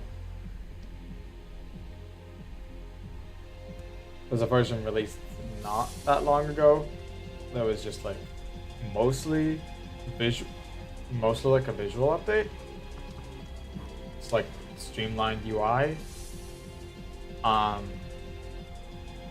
But it also introduced the little pin button on the top of the notes if you pop them out. Because you can actually, unlike the old, in the old version, when you click the note, it would immediately pop it out. In the new version, you can edit the note from within the app itself. And it wouldn't open in a separate window. And I'm doing quotes window because it is technically a window, but it's just like small, it's tiny. It doesn't go like full screen. Because you don't need it at full screen. It's a note.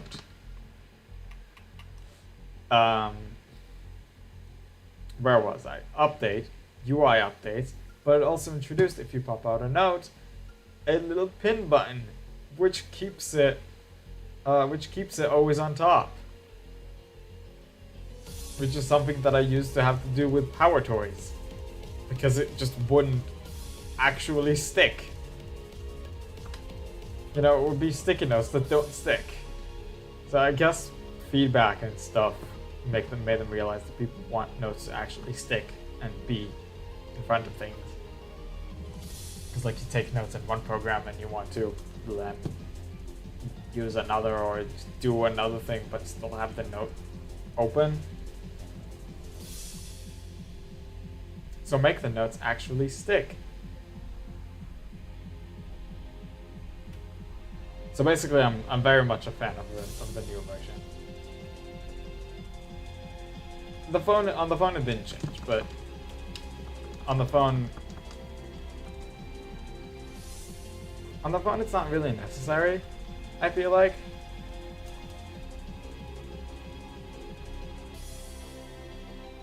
Like I'm mostly doing those note taking mostly for the computer, not only. And for gaming.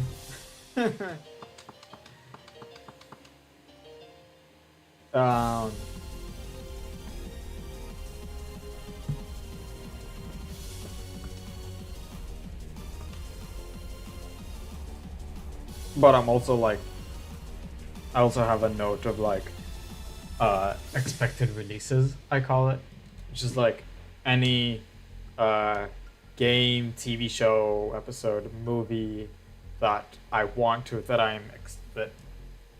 am expecting. So I'm calling it expected releases, both because it's the ones that I'm expecting, that I am waiting for, and because it's the expected release date.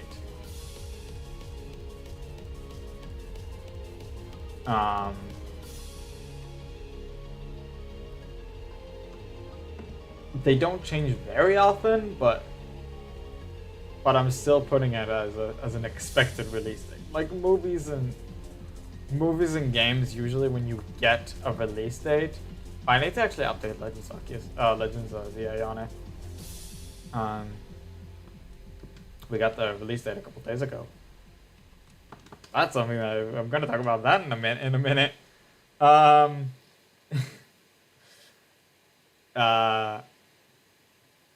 What was I just about to say? Oh, but I have had release dates that changed. Mostly with like TV shows. And now back to Legends ZA. We actually got the release date finally. And it wasn't what I was expecting. I did finish a box of Farfetch, and I do need to check that. So let's see if this Arceus is shiny. For a second. And it is not.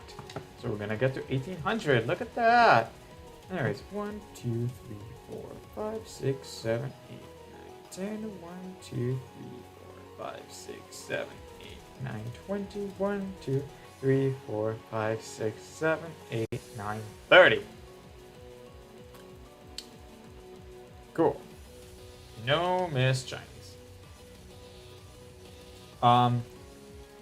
Legends ZA wasn't what I was expecting. I was expecting it to come on the third Friday of November, like most main series games came out until now, right?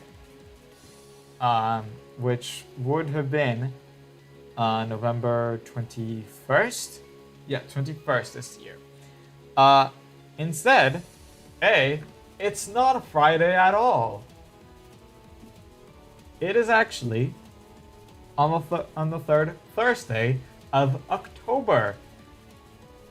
It seems that for some reason, all the Switch 2 releases are on Thursday instead of Friday. Like, usually all the releases would be on a Friday. Did you notice that? Like, I don't know if you've noticed that. Releases would mostly be on Fridays of like the big games. And for some reason, Switch 2, they shifted everything to Thursday instead.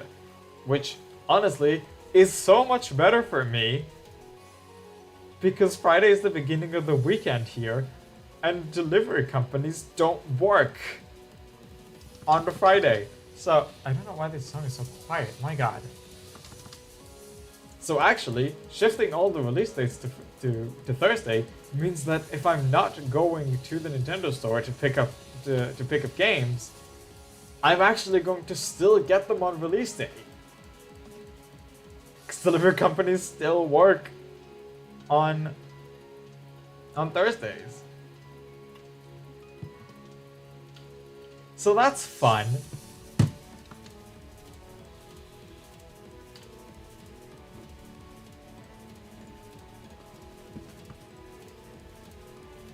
Like, if I go to that expected releases, so June 5th is a Thursday, right? And that releases Mario Kart World and Welcome Tour, and I also said I'll check out Survival Kids. I'm still not sure about that. Donkey Kong Bonanza comes out June 14th. June 14th? It should be, I think, July 14th. No, June 14th. No, that's something else. I'm not looking at the right thing. July 17th. Then Mario Kart Jamboree, week after that, on July 24th. Those are both Thursdays as well. July 17th and 24th. Those are both Thursdays as well. And while I did grab the store pickup for Bonanza, I was like, I'm not going to the store, to the out-of-town store for 2 weeks in a row. And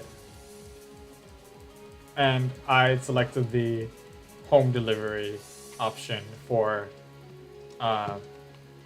Mario Party Jamboree.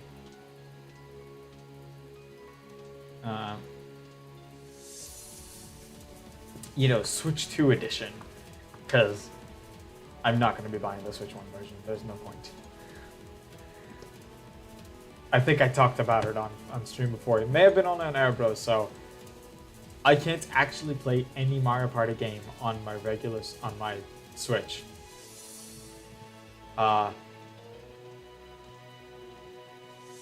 Because, or on either of my Switch ones. Because you need to get past the title screen. You need a single Joy-Con, and you need to hit SL and SR, the side buttons. You know, the ones that are on top if you're playing on a horizontal. Oh, that one's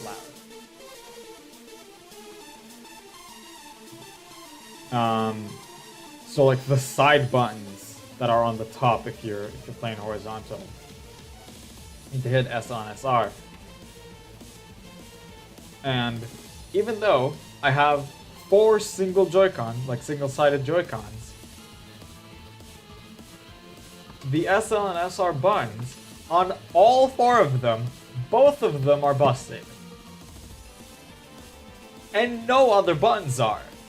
All the buttons work on all 4 of the controllers except for SL and SR.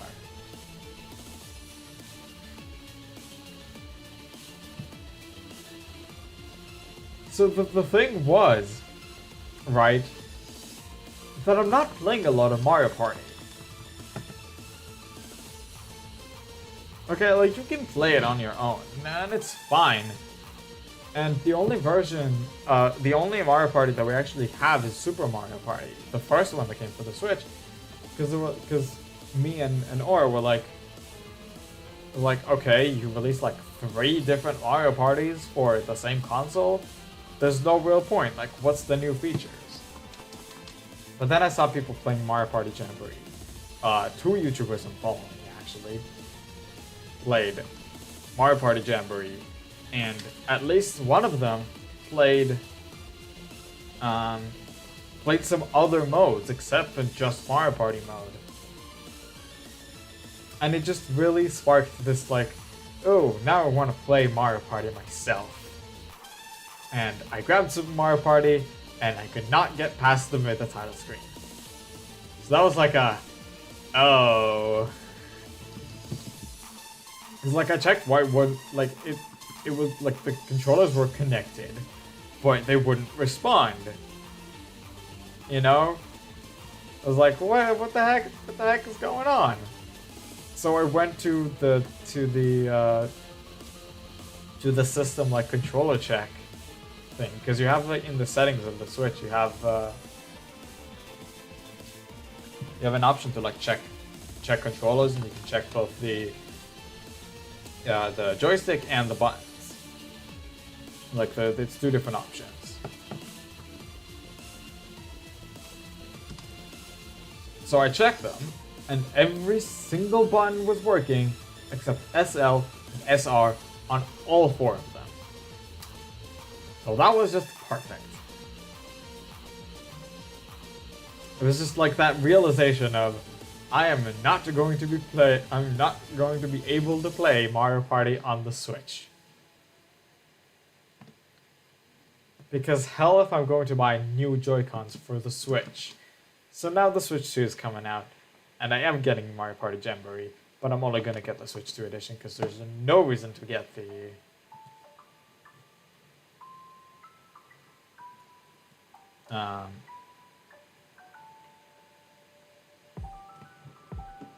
because there's just 0 reason to get the Switch 1 version. For me. I think it might even be cheaper to just buy the Switch 2 edition than buying the Switch 1 edition and the upgrade pack. And since I'm just not going to be playing both that and I believe Legends EA as well, I'm just not going to be playing it on the regular Switch, I'm just going to buy their Switch 2 editions. Legends EA, I need to see if I can pre-order it soon. I do want to check that. I actually have no idea. We're gonna get to 1810 Arceus, and I'm gonna take another break. Hey, it's time. B, I have to go to the bathroom for like 10 minutes now. So, I've just been trying to talk over my own. I don't need to talk about this honestly, but yeah. For both Mario Party Jamboree and Legends EA, I don't feel the need to buy the Switch 1 versions. Like, obviously Jamboree is out, right? It's been out for ages. And I'm going to be playing it for the first time close to the end of July. But I've done store pickup for the Switch 2 bundle, for the Switch 2 bundled with Mario Kart, by the way. I managed to grab the Mario Kart bundle as well, so that was fun. Because yay, official importer, and not like the heavily Scalpel target. Scalper Target, which is the big main Nintendo websites. So yeah. I believe we even have Pokemon TCG products in there that are just there, you know? Not a lot of physical stores still have those in like the US and Europe because scalpers. Um, but Nintendo actually handled the Switch 2 pre-orders, I believe, amazingly.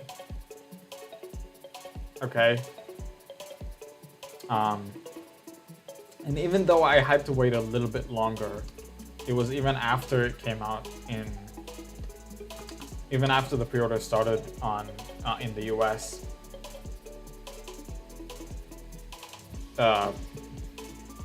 I technically got an invite to pre-order it on the European My Nintendo website.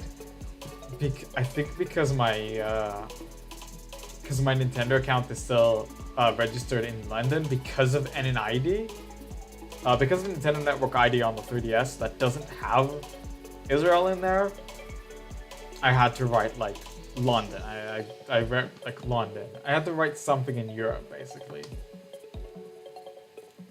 I mean, technically I could have probably written US, but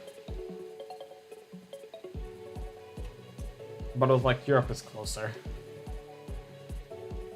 So because my Nintendo Network ID is written on London and it's tied to my Nintendo account, I can't actually change my location on my registered location on my Nintendo account. So when it comes to Nintendo, I technically am in Europe. So I actually managed to get an invite for the European pre-order. And I was like, but you need an actual European address. And not just to have yourself registered as, yeah, I live in London. You need an actual European address. And now, to be fair, my sister studies abroad in Europe, and so she technically has a European address. I'm just gonna grab another egg. So I started talking with her to maybe have a Switch 2 sent to her and bring it home when she next comes home, which is actually in a few days later, a few days after. So it would have been possible, but pre-orders opened up here as well, so it was like, it's much better to get it from the local store. Anyways, I'm gonna be taking a little break. Last one for the stream. You know, the usual bathroom. Probably have to fill my bottle as well. Yes, I do. And I'll be right back.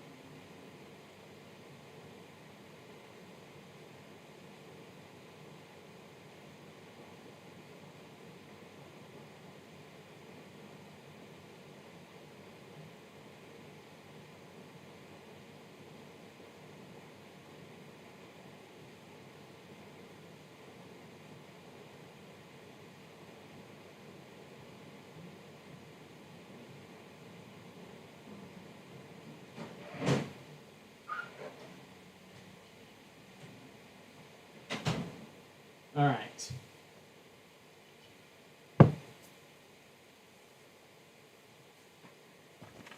So yeah, local Nintendo Store pickups rule. Like absolutely. They have like when they have that option available, it's because they're doing like a release event. And it's always so fun. Sometimes they set up like a hands-on area, and being able to try the game out before you pick it up. Like they let you even buy it in place. You can also like pre-order, but having a hands-on area in the store is really fun. You know, it's one of those like docked switches. Like not docked like the regular dock, like, you know, fixed in place kind of thing. With, like, provided controllers and stuff. You know what I'm talking about. Like a proper hands-on area in like the center of the store. I think that all the merchandise and stuff around it is fun.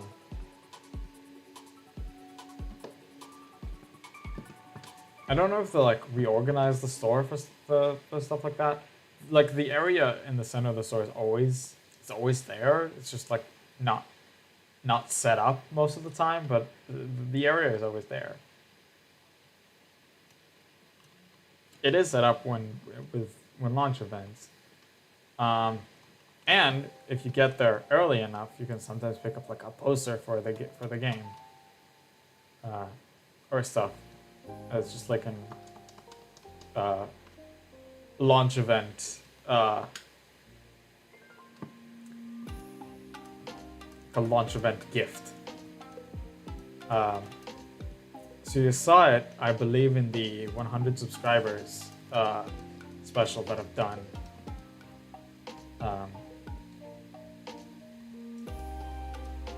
I did a bit of like an office tour, and I'm saying office in quotes because it's just my bedroom.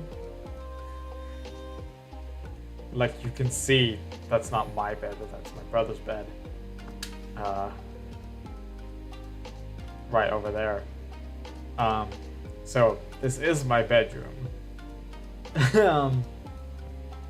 But I did basically a tour around the room, showing like my setup, my general area, and you could see the posters up on the wall over there. We were unfortunately too late to get one for Scarlet and Violet, but we have one. We have one for Sword and Shield. I think two. We have two for VDSP. There were two different ones.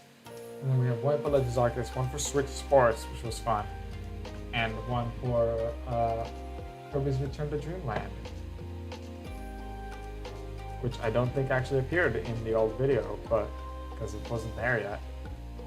Maybe even not the Switch Sports one. I'm not sure. I have to check actually. Which posters were there? But yeah, basically we have a wall covered with posters over there, and then this extra poster that is not a game one.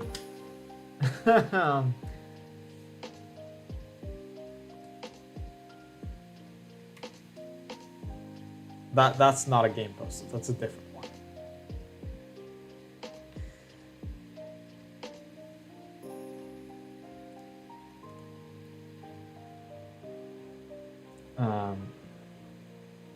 So yeah, they basically always have these like gifts that you get for.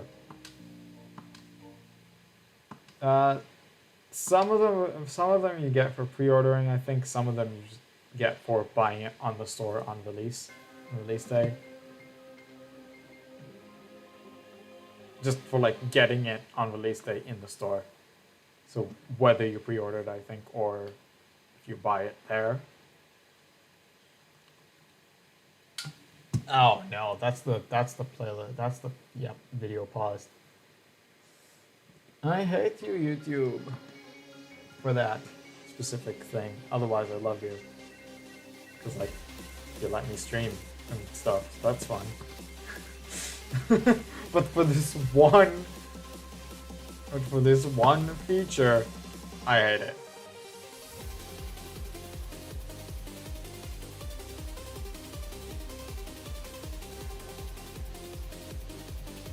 Because honestly, it's more of an annoyance than a feature.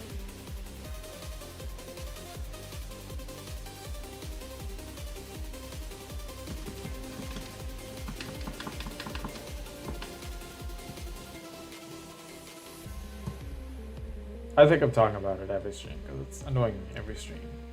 But I'm not gonna go too much into it. If you want, just listen to previous streams. You can see exactly why I'm so annoyed by that.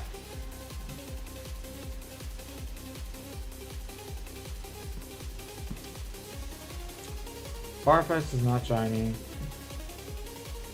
as usual, and neither is Arceus.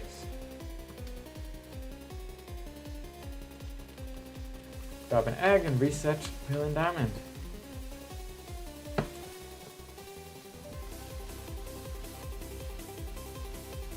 So yeah, the story is out of town for me, right? And they do have, they actually do something really cool. When they have launch events, they also have a midnight launch. Like they keep the store open. It's in the middle of a mall. I don't know how they're able to do that, but they keep the store open until midnight, and they give out the games on midnight. But for me, it's out of town. I don't.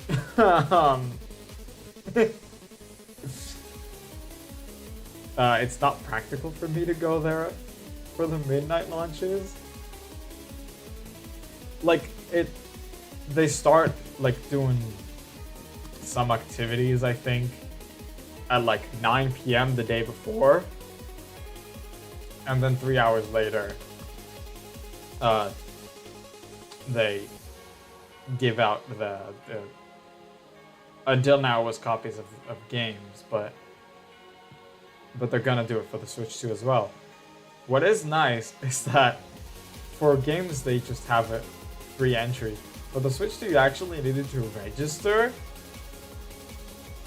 probably because they were expecting a much higher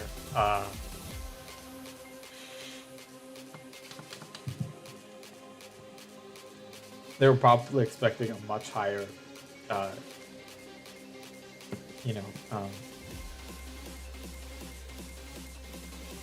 much higher like turnout. You know, they're expecting much more people to actually want to come to the event. So like, okay, we're gonna limit it to begin with and do it registration only. I believe they already ran out of space. It was a first come first serve thing. But it's okay. They'll probably still be going on Thursday morning, afternoon. I don't know exactly when I'll get there, but it will be before they close on Thursday. So I believe the event runs until then.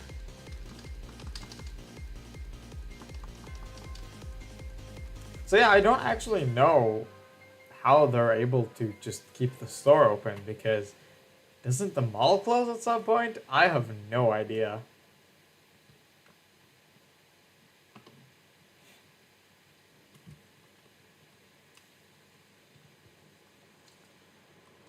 I don't know if the mall doesn't just close at some point, but maybe they're allowed to keep it open? I have no idea, honestly. I've never gone there to the midnight event. I might do it if I find a job that's a little closer to there, and I'll buy and I'll like live somewhere that's closer. But currently where I live, it's a bit of a drive to get there, and I don't usually drive. I usually take usually take the train there.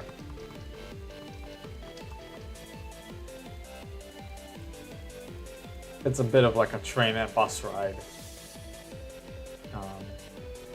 to get there.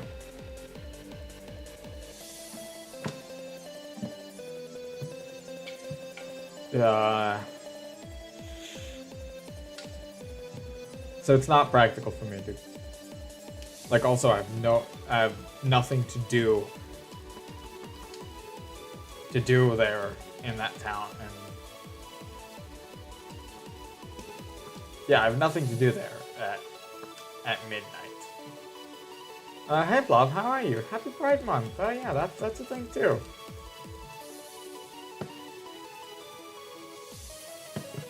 That is a thing too.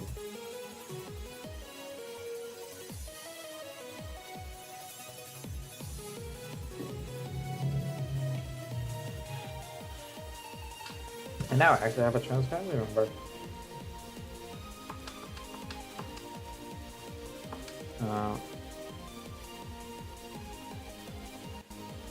I think about like 2 months ago, my cousin. Doing great, you? I'm doing alright. Very excited for the Switch 2. And also Phineas and Ferb that starts coming out same day, but that I'm probably not going to be able to watch on Thursday because I don't have Disney Channel in the US.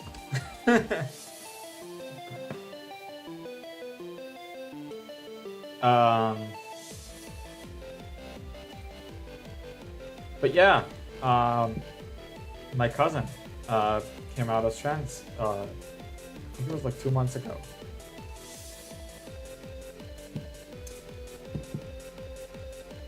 Finally got a capture card for the Switch. That's nice.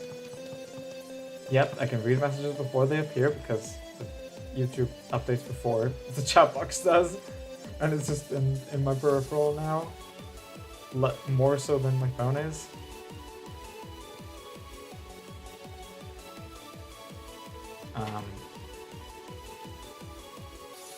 Also, the chat box for Twitch updates much faster. Like, receives messages much faster. So I don't have much of a chance of seeing it before it appears on the phone. Sorry, of seeing it on the phone before it appears in the chat box.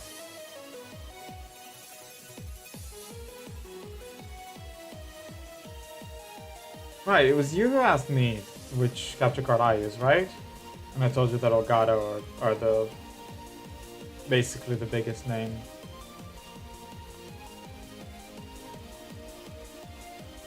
I mean, I haven't heard of any other company that sells Switch game cards, capture cards, not game cards.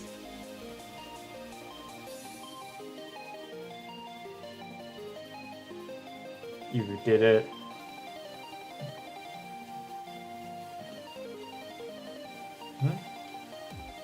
Asking subs. Oh. How many do you have? I mean, congrats.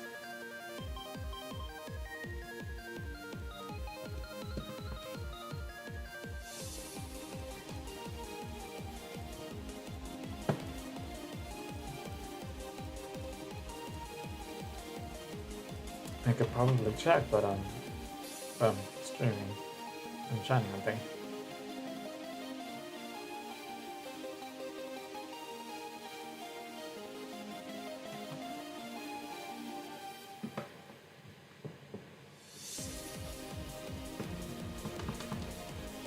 So yeah, I haven't heard any. I mean, who cares about it? Oh. 240? Nice.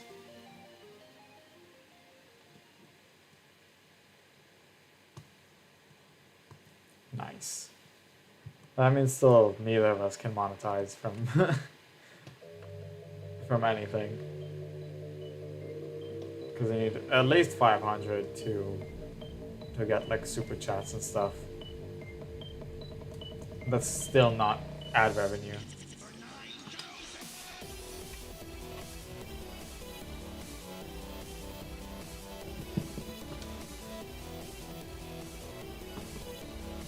But that's not something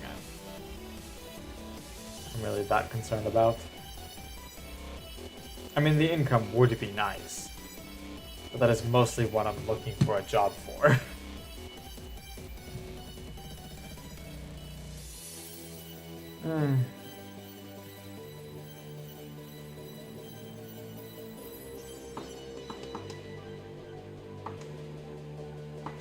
Yeah, because like living without income is not easy.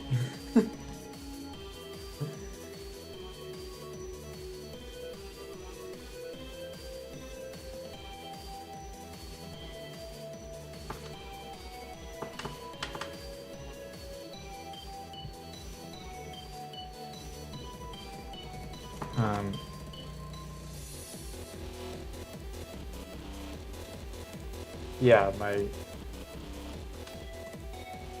my checking account is actually getting a little low. So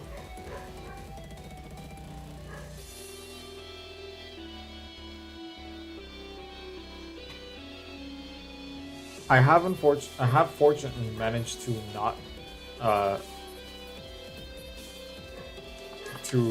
get it below 0, but it is getting low, and I do have to manage my expenses for a little bit before I get a job. Hopefully, as soon as I get a job, it will be with a high enough salary that I won't have to worry about it too much. Just 399 million from passing Mr. Beast. Yeah. 400 million is a lot. And I'm not watching Mr. Beast, but still 400 million is a lot.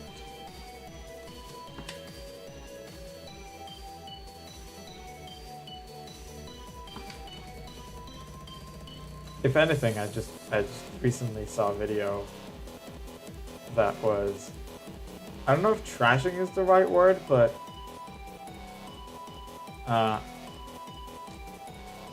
so close. Yeah, very close.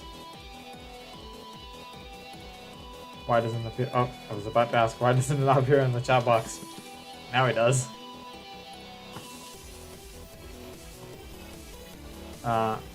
Haven't watched Mr. Beast in a year. I have never watched Mr. Beast. I was never interested in his videos.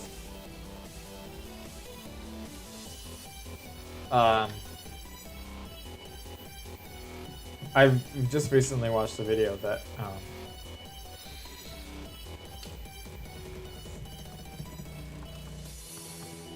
that, again, I don't know if trashing is the right word, but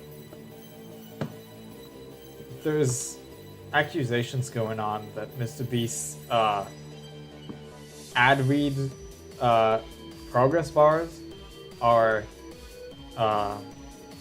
lost interest in him. That's fair. There are accusations going around. No, I do not. Oh, I gotten my Surfetched out of the daycare. That sucks.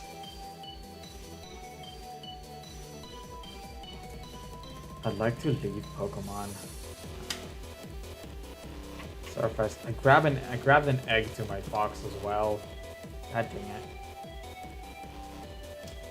it. So basically, there's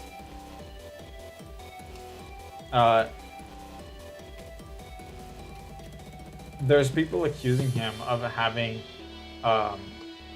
unfair ad read progress bars. But basically, people saying that it starts out going really fast, making you think that the ad read would be short, and then slowing down to they finish only when the ad read finishes, but it takes much longer than you think.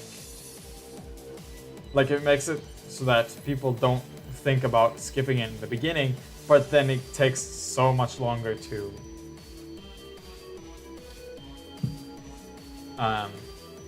actually finish. The video that I watched went, okay, you can't accuse him without proof, right? So in order, and he's like a math guy. I feel like Mr. Beast gets the controversy every Tuesday. Yeah, pretty much. Part of the reason why I've never watched it, because A, I don't care about a rich person giving out money in various ways. That's pretty much all his videos, isn't it? Or at least all the videos of him that I was like, that I was suggested. So A, I'm not interested in his type of videos. B, there's a lot of things that he does weirdly. So this math person, right, has a little bit of Python knowledge, enough to write a certain program that would track the progress of the progress bar and be able to spit out like speed data, basically.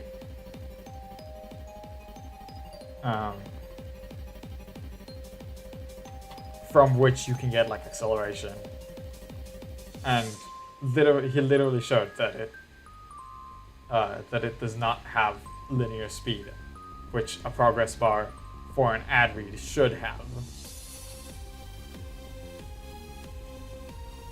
So it was like, yeah, I'm a math guy. I need to see proof, and he gave out the proof.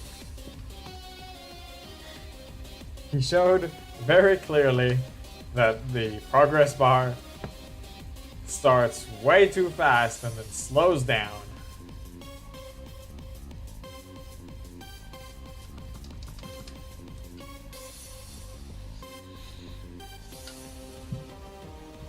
Because like people were going off of like vibe.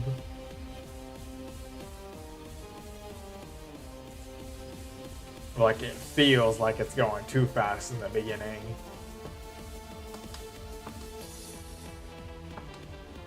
But I mean, you can also sort of check it. Like you can see the timestamp of the beginning of it, and you can check the timestamp of the beginning, sort of like about where it gets to the middle of it, and then the timestamp of the end. Now, more interestingly, it wasn't just on a single video, and it wasn't just like that one progress bar. In some videos, the progress bar disappears for moments. So it was checking also, where does it continue off of? Does it continue from the same place? Does it progress even when we can't see it? Sometimes and sometimes, the answer is.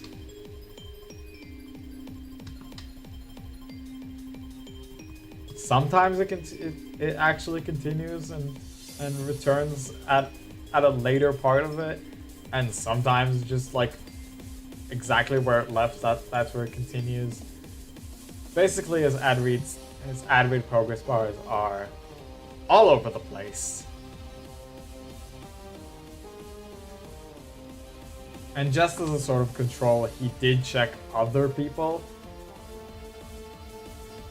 He did check other people with ad read progress bars, all linear speed. Constant speed, basically. Like it was.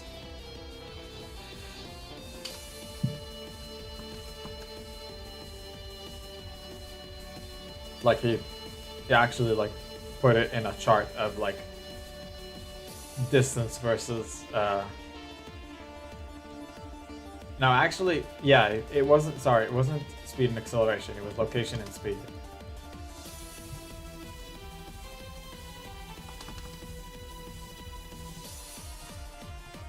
You know, in a chart of location over time, it should be a straight sloping line, and then in the speed chart, speed over time, it should be a flat. It should be a flat linear line. acceleration then is something different.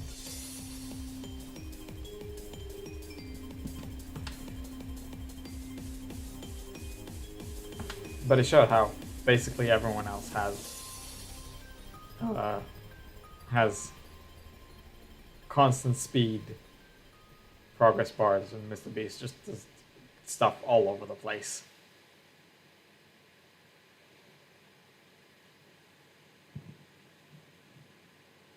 But I'm not here to trash anyone.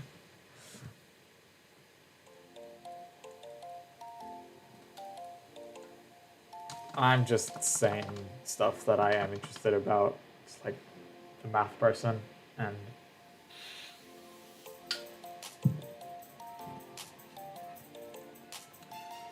who just so happens to be called Matt, but that's just a coincidence.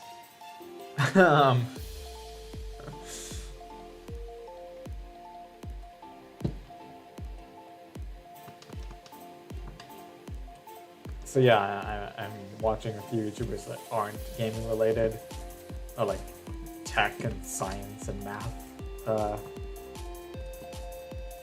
related.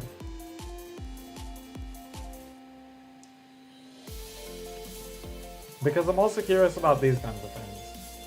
I just recently found a channel called Technology Connections that is very interesting.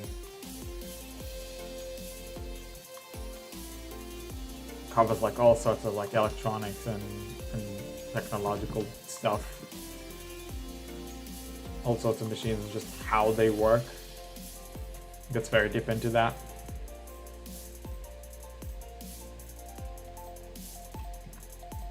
If anyone does want to watch him, his videos can get pretty lengthy.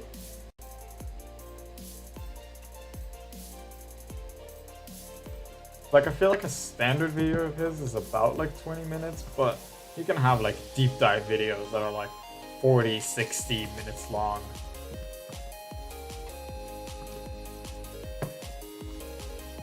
Like 40, 50, 60. You can get like very deep into those. But it's always very interesting.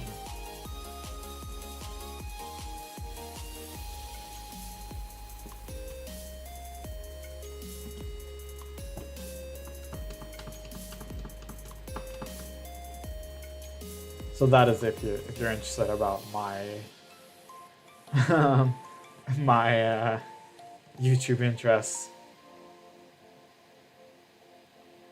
Like, I'm not watching a lot of different gaming channels, but definitely a bunch of Pokemon ones. Not a lot, but a bunch of them.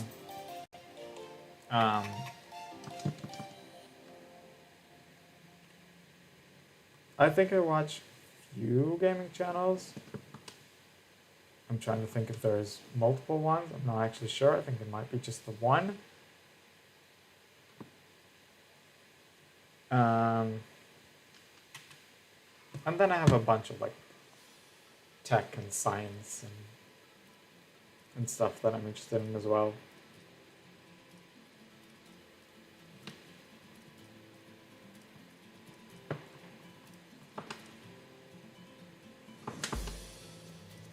And as we get one more egg here, and if we can replace the previous one, the previous Farfetch that just hatched, there we go.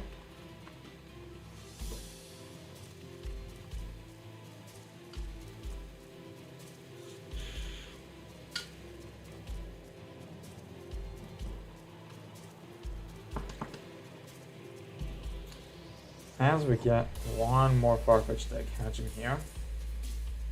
Arceus is not shiny. Here's that egg number 1290.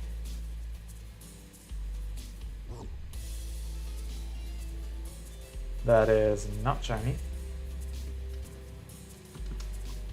1290 divides by 30 means we have cleared another box.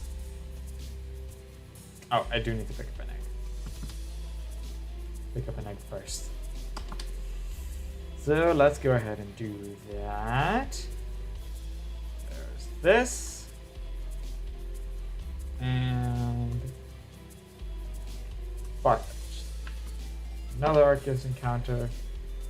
And then we'll go ahead and check our box, which is now indeed full.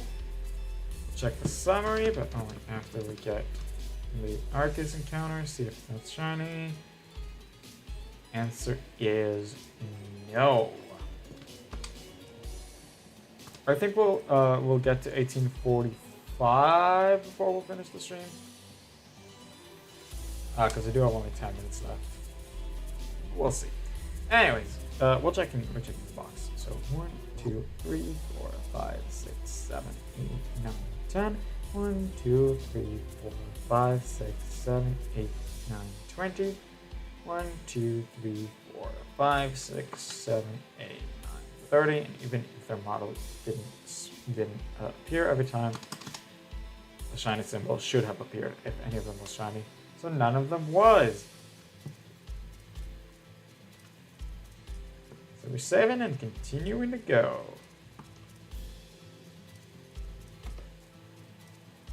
We already had to clear the PC twice. Meaning we are over double odds between 2 and 3 times. It's not perfectly that I clean the box every time I hit the odds, but it's 2 off every time. Like it's 2 off extra every time. So like it's 2 off from the first time, 4 off the second time, 6, 8, 10. If it goes that much, which it has once.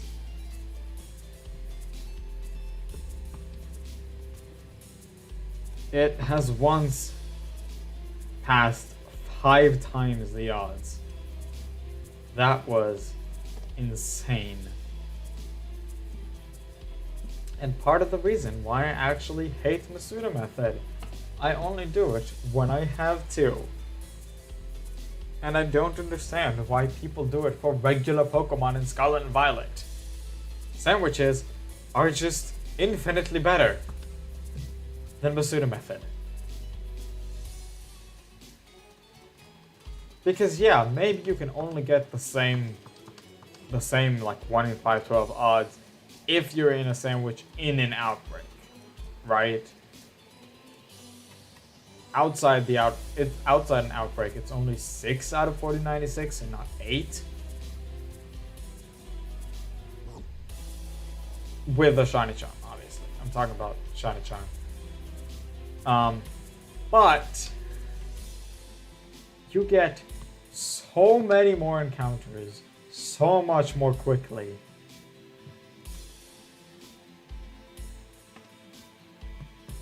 You get like huge spawns. You can see like, I want to say 20, 30 Pokemon at a time. And if you go around, you keep getting spawns all the time. And if you don't, you picnic reset. You get them so much quicker than hatching eggs. So I just can't understand people who hunt for like, I don't know, like Charcadet or whatever. I don't know why Charcadet was the thing that was on my mind. I don't actually like shiny Charcadet. Or its evolutions. Because they just suck. I just couldn't get any other Pokemon in mind. But I'm seeing people hunting regular Pokemon that regularly spawn in the wild in Scarlet and Violet using eggs. And I'm like, why are you doing this? So yes, I have a disdain for Masuda method because it goes over odds more than it goes under odds for me. right? I checked statistically. It goes over odds 60% of the time, including this Farfetch'd hunt. 60% of the time it has gone over odds. And I also checked soft reset hunts that felt better. The exact opposite. 60% of them went under odds. And only 40% over odds. And it's the exact same percentages, by the way. I have exactly double.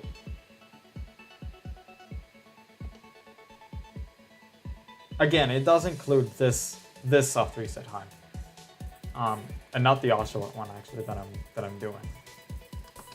But not including the Oshawott one, I have exactly double the amount of soft reset hunts than I have Masuda method ones.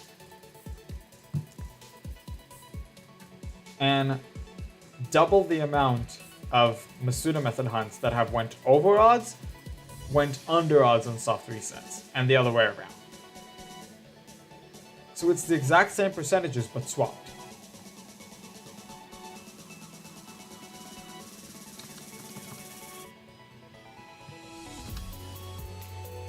I checked it. If I just talked about someone that went for a proof with a chart and a spreadsheet, I went to a spreadsheet. I listed them all. I got function magic to average, not to average, to give me the percentage of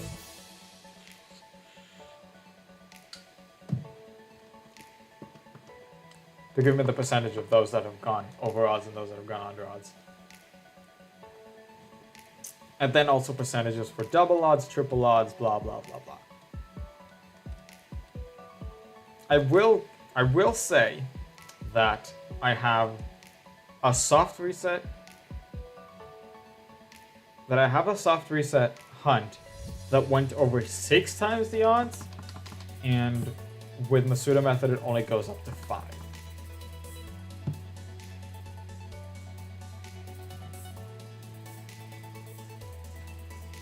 Both of them were annoying, but I'm not getting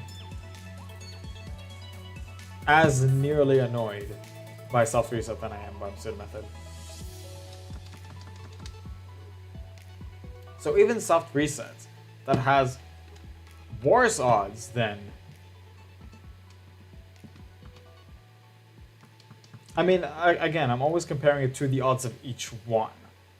So the amount of encounters itself is probably higher on all of the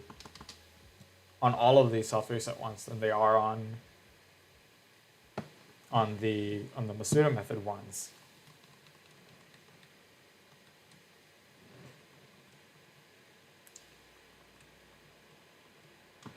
So I'm comparing each hunt to its own odds, right? Which is only fair, to be honest.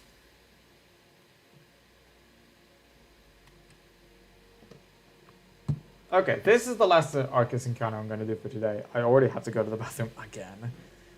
And I said 1845, so 1845 it is. I could try to get the 1300 Farfetch'd, and that would be very fun, but I don't think I'll be able to. Anyways, that was it for Arceus. Let's at least try and get one more egg.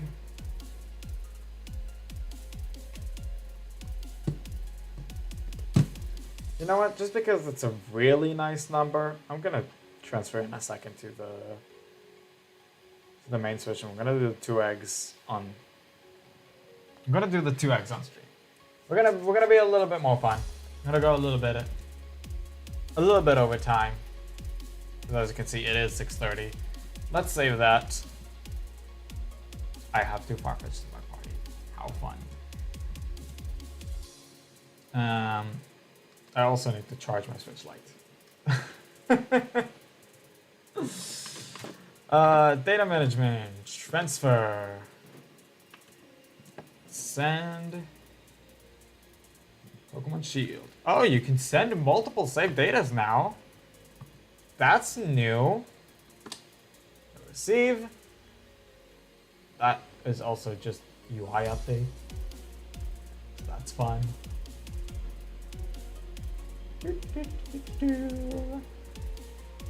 Data transfer. Because Pokemon doesn't save to the cloud, sadly.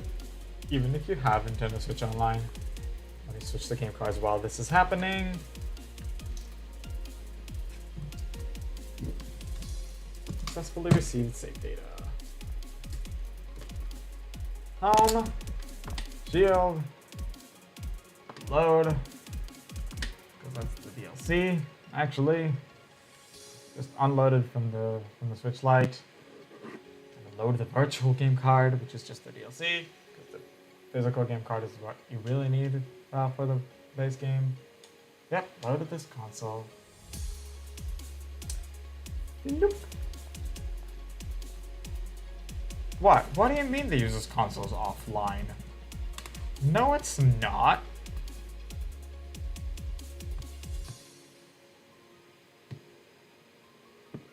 No, it's not. Yeah, it even says downloadable content. Come on, load a console. It is actually connected to the internet. Thank you.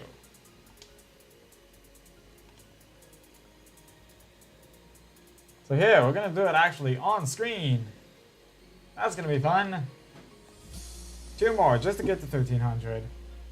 Because I really, really need to go already. Not really any time. I don't really have any time constraints. I just need to go to the bathroom. And I need to eat dinner at some point. Yay, we're playing in here. I said I have to farfetch to my party and I need to get rid of those as well. Oh, actually I have an egg waiting, so let's do that. At the party. Now you're finally gonna be able to see me actually doing a soft reset, pseudo method hunt. It's not like I've never done it before on stream, right? Because I have done it on the 3DS a few times. But yes, the excitement of seeing eggs hatch.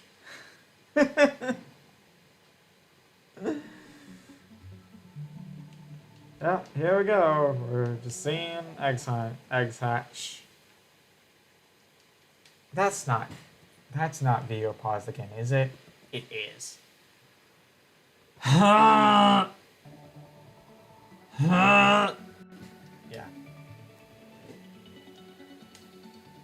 It wouldn't have happened if I finished on time, but still no. And now it's just buffering? Yeah, now it's just buffering. And also quiet. There we go. Yo, computer, you wanna actually, like, switch the programs?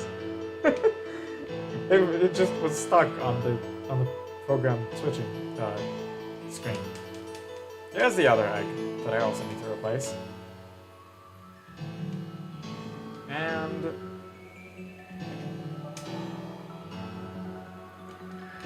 just because it's a nice number, go over time and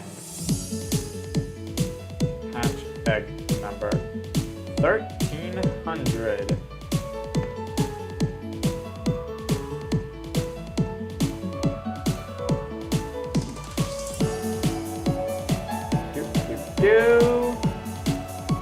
Not Johnny. But it's nice seeing on stream, isn't it? Let's place that egg. Let's place an egg. Please. Please, before the next one hatches. The next one's gonna hatch soon.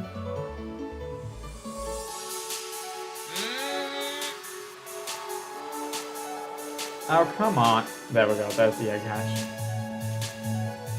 We got to 1301. Dang it. Okay, you got an extra one. Fun, ain't it? I do want to replace all of them before I finish the stream. But with that, hello, can you generate an egg, please? Oh my god, that took so long.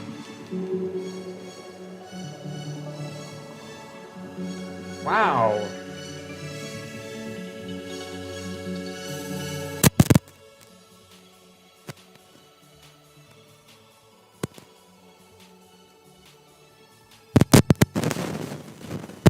Hello? No? Yes? Yes. Okay, I hope you guys have heard me this entire time because I just realized my earphones weren't connected properly, so the microphone was connected to the same place. Hopefully you actually picked me up. I don't know for how long you heard me or not heard me. But god damn it, I heard it when eggs hatch fast, so then I can replace them.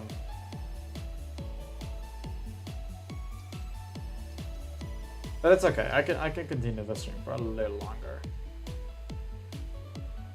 Let's just try. Place the eggs. There's one.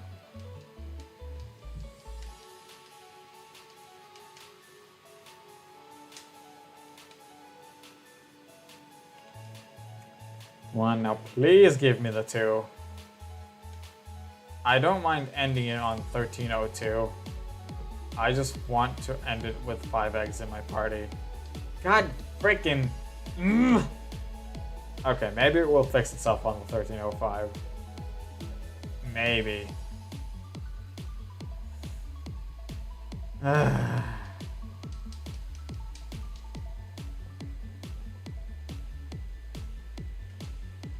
Here's the 1304.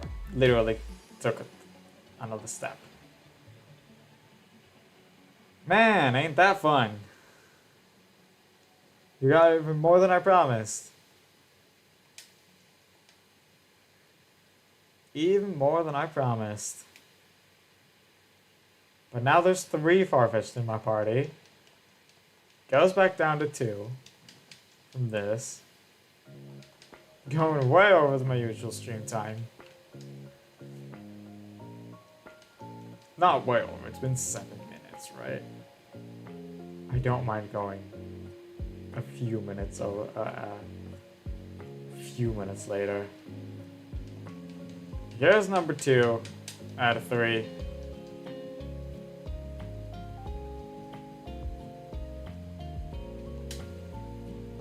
There's that.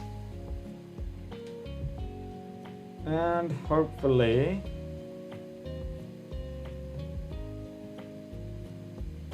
it should generate the next egg before the last one hatches. There we go. Finally able to do it. Usually happens after a cycle of 5 that it sort of like, you know, fixes the amount of eggs that I have. Anyways, with that being said, sorry, not that. This is unfortunately gonna have to be it for this stream. Thank you guys so much for watching. I hope you all enjoyed it. If you did, make sure to hit that like button and subscribe for more Pokemon content. That is, of course, if you are on YouTube. Twitch, guys, there's no subscriptions, no likes. It's just follows. So make sure to follow if you want to catch my next stream, which would be, by the way, on the 15th of June in exactly 2 weeks at 3:30 p.m. Israel time. That is 3 hours and 8 minutes back from this point. If that is easier for you to tell. That is probably easier for most people to tell than 3:30 p.m. Israel time. So yes. If you have subscribed on YouTube or followed on Twitch, make sure to follow me on either Twitter and or Blue Sky with the link in the YouTube description and the ones that the bot is going to send in the chat right now. These are where I post updates on the channel and my life in general. I post in both of them whenever I upload a video and before I go live, so they really are the best places to get updated. Sorry if I hit the mic. If you want to check out the rest of the streams on Brilliant Diamond, this is not Brilliant Diamond, but on Brilliant Diamond, and or any of my other stuff, there's a Brilliant Diamond playlist in the description, live stream playlist, and all other sorts of playlists on the YouTube channel, including that same one for Brilliant Diamond. Twitch guys, I'm sorry, VODs are only on YouTube. I'm not a partner yet, and I'm not affiliate yet. I will be able to be affiliate if I stream more, but not right now. So